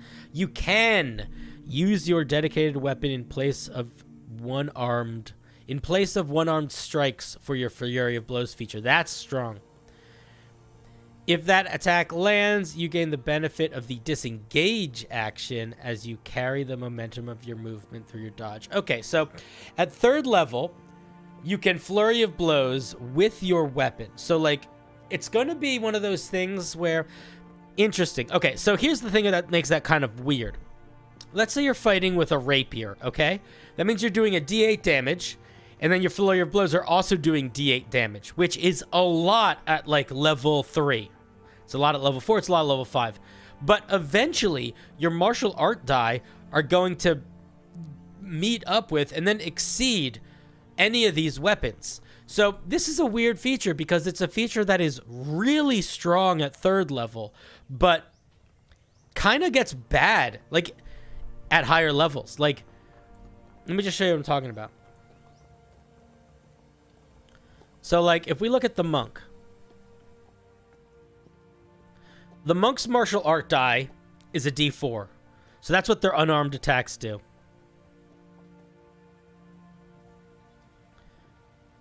But eventually, their unarmed attacks just do more. So it doesn't really...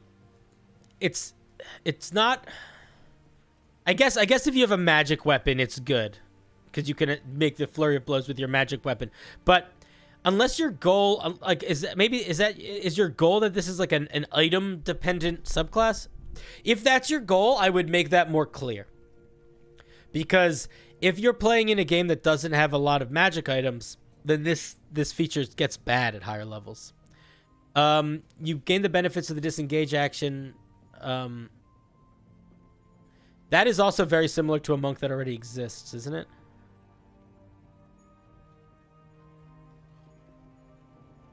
Yeah, okay, so high Q. The drunken technique gets literally that same feature. When you use your Flurry of Blows, you get the disengage action. I wouldn't use a feature that already exists. I would make up something new here. I would come up with a whole new feature. Because right now, this is just... Half of this is a feature that already exists.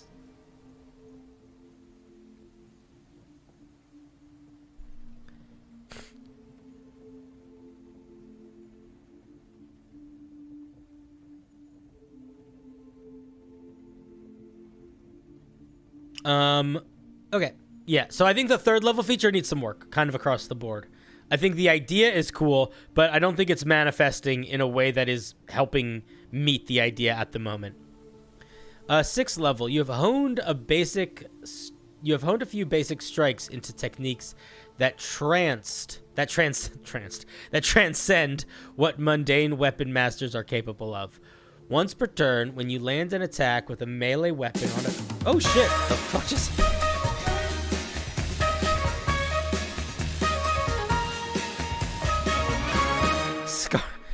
Scarlet, you just gave me a fucking jump scare, dude. Dude, you just gave me a jump scare. Brah. Dude. Dude. Oh my god. Did anybody else have a heart attack, or was that just me? Was that just me? Hi, Flaza.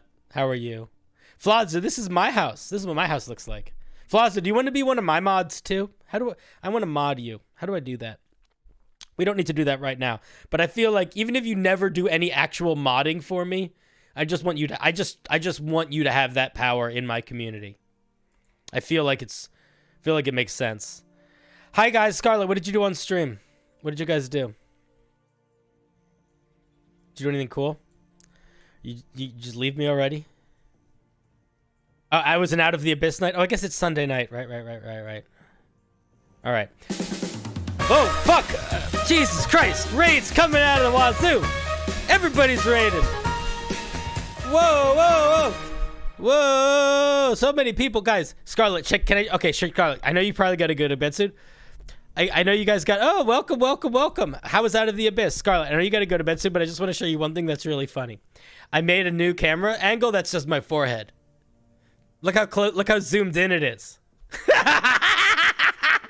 Boom. Yeah, because a lot of people talk about my forehead a lot because it's pretty big. And I figured, you know what? Give the people what they want. You know what I mean? Boom, baby. Maybe one day I'll get a nicer camera so they can really see the vibe. We're doing homebrew review tonight. How is Out of the Abyss? Scarlett, when are we... Okay, Scarlett. I love that you are running Out of the Abyss. Kurtzu, great to see you.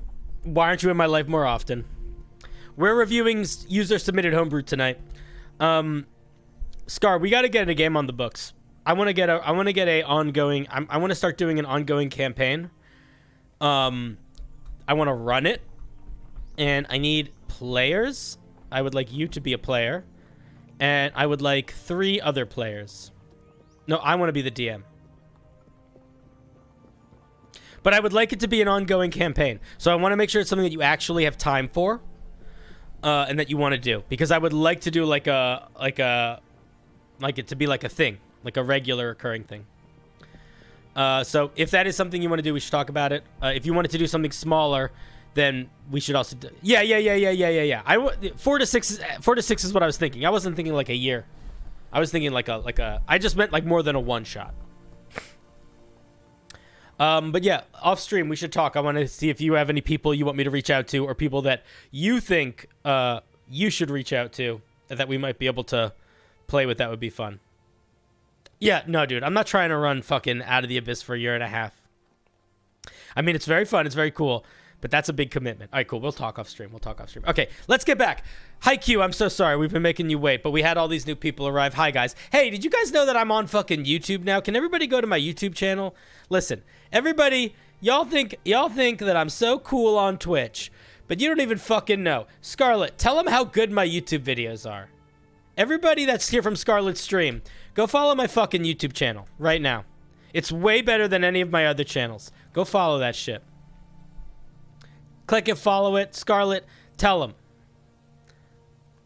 Good night. Get out of here. All right, that's enough of my self-promotion.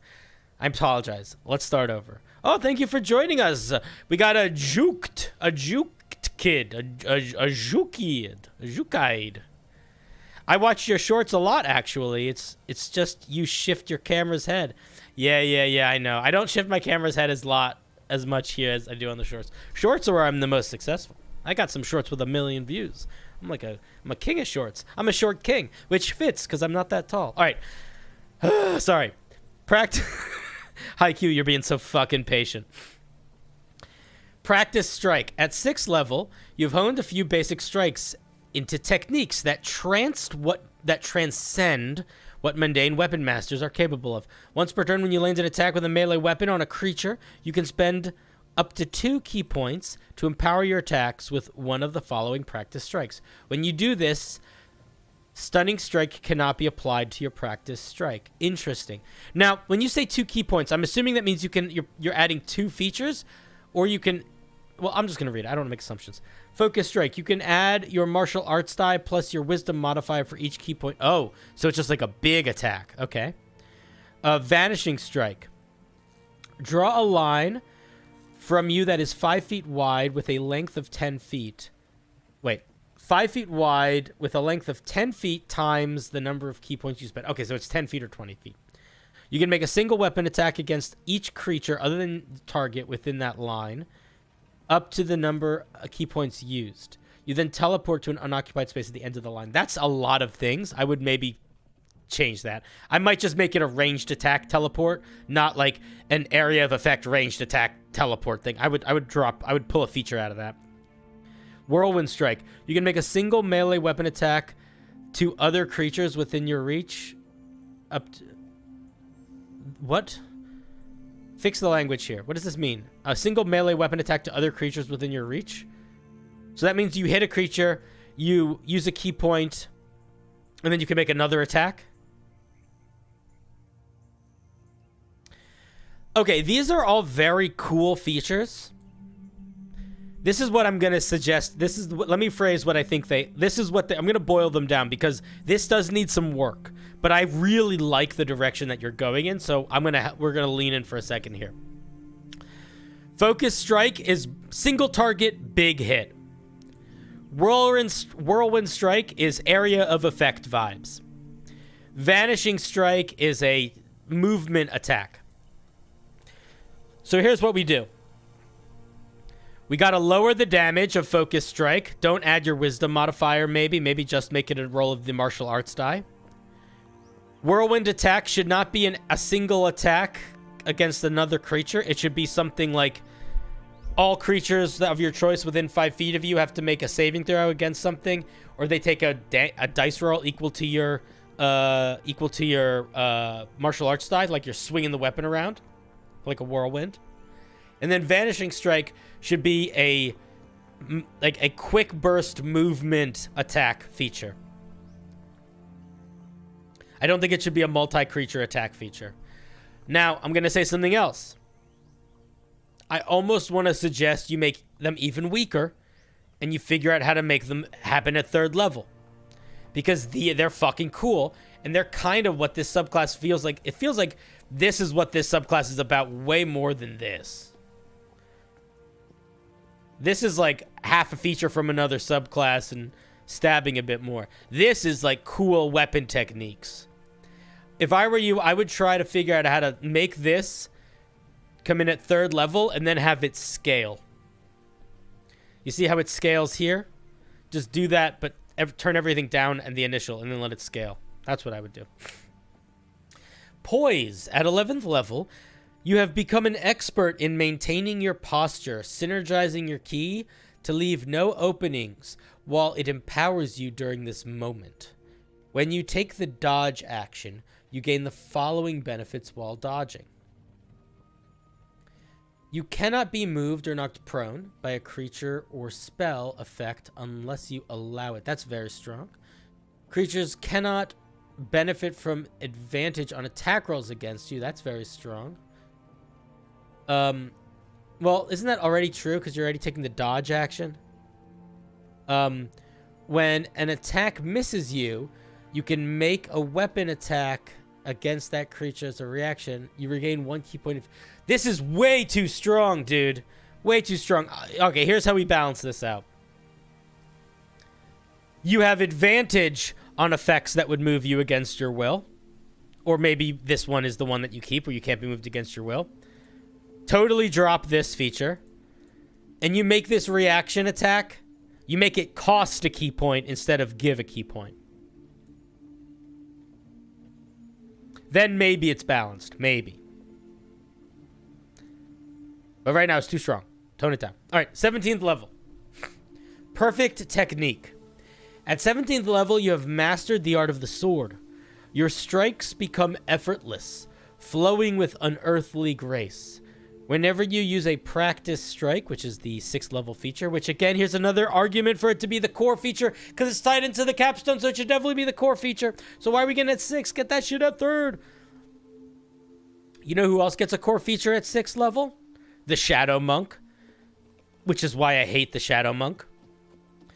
At 17th level, you have mastered the art of the sword. Okay, whenever you use a practice strike that requires 2 key points or less, you no longer need to expend any key points. Furthermore, you are now able to make 2 practice strikes in a single turn as long as they are different types. I would probably drop the 2 to 1. Just say at 17th level, you can use any of your practice strikes without expending any key points so long as they're done at the lowest level. I think that's what I would do there. I wouldn't have it be 2. And then practice strike you can only do once per turn right now, right? So you can just say you can now make 2 practice strikes in a single turn. I like this in theory. It's going to be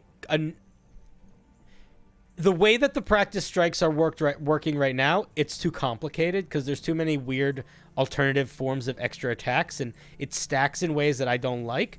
But I think if you adjust the practice strikes so that they're not you bouncing around targets or hitting other targets, it's a spin around, saving throw aura effect, a single target big hit, and a move single target hit, then I think it works. All right, Hufflepoor, get out of here. All right.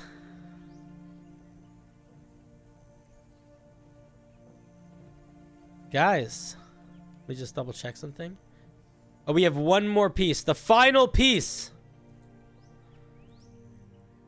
We have one late submission.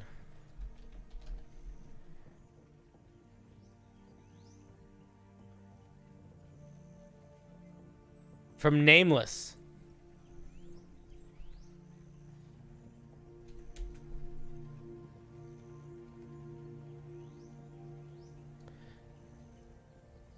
Man, I'm gonna be real. Who posted this? The Lord. I fucking hate high CR monsters. I'm gonna review this, but you are going to get a harsh review. Not because you're not a good writer, not because your piece might not be great, but in my opinion, if you're not designing your high CR monsters really well, you're designing them really poorly, and nothing in between.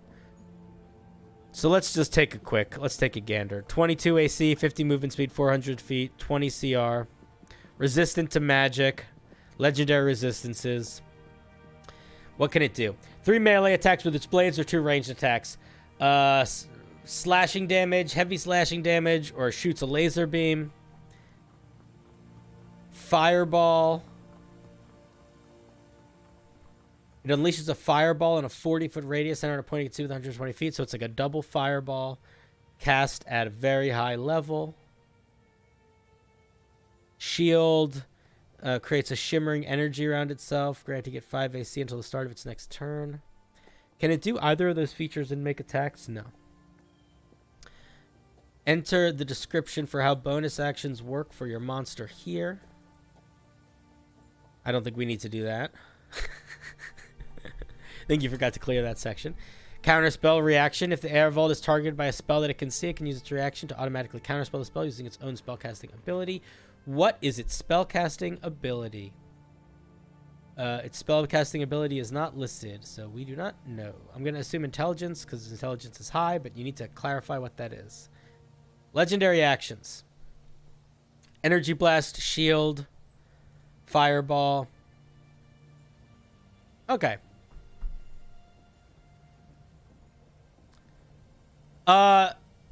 Made it with ChatGPT. Interesting. I would say it makes sense that it was made by ChatGPT. It's very meat and potatoes, right? Doesn't really do anything interesting. Doesn't really do anything unusual. It's got the ability to shield itself. It's got big claw. It's got big attacks at range and close up. It's got shield. It's got area effect. I mean, if you're looking for a monster, it'll be a monster. It's not super unique, which makes sense that it's ChatGPT. Always interesting. All right, so here we go. Here's our AI monster. Surprise! Artificially created monster.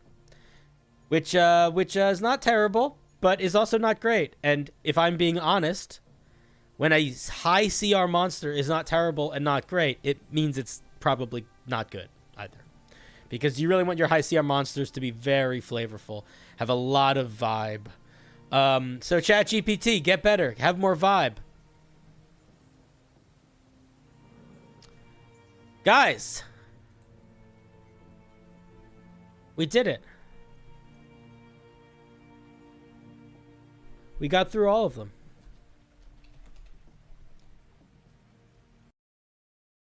We made it. We made it to the next step.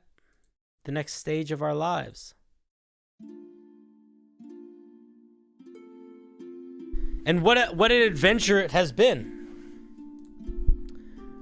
What a journey we've gone on together tonight. Thank you all for participating in my very first YouTube as well as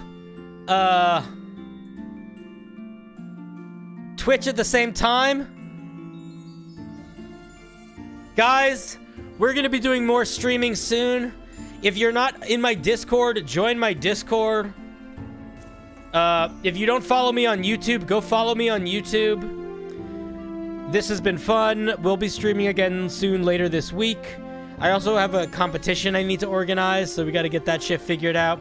But anyway, you guys are great. You're fantastic. Don't forget to feed your pets. And you guys have a fantastic night. Okay? Because it's almost time to say goodnight. The sun is fading in the sky. I love you all. Have a good night.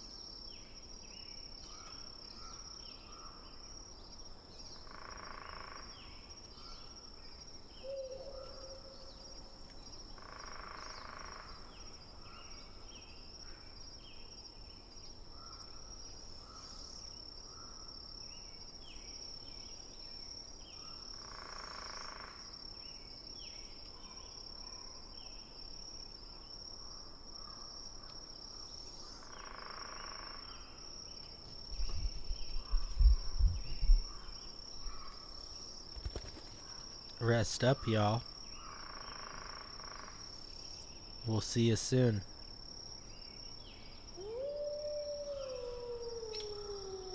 Enjoy the rest of your night.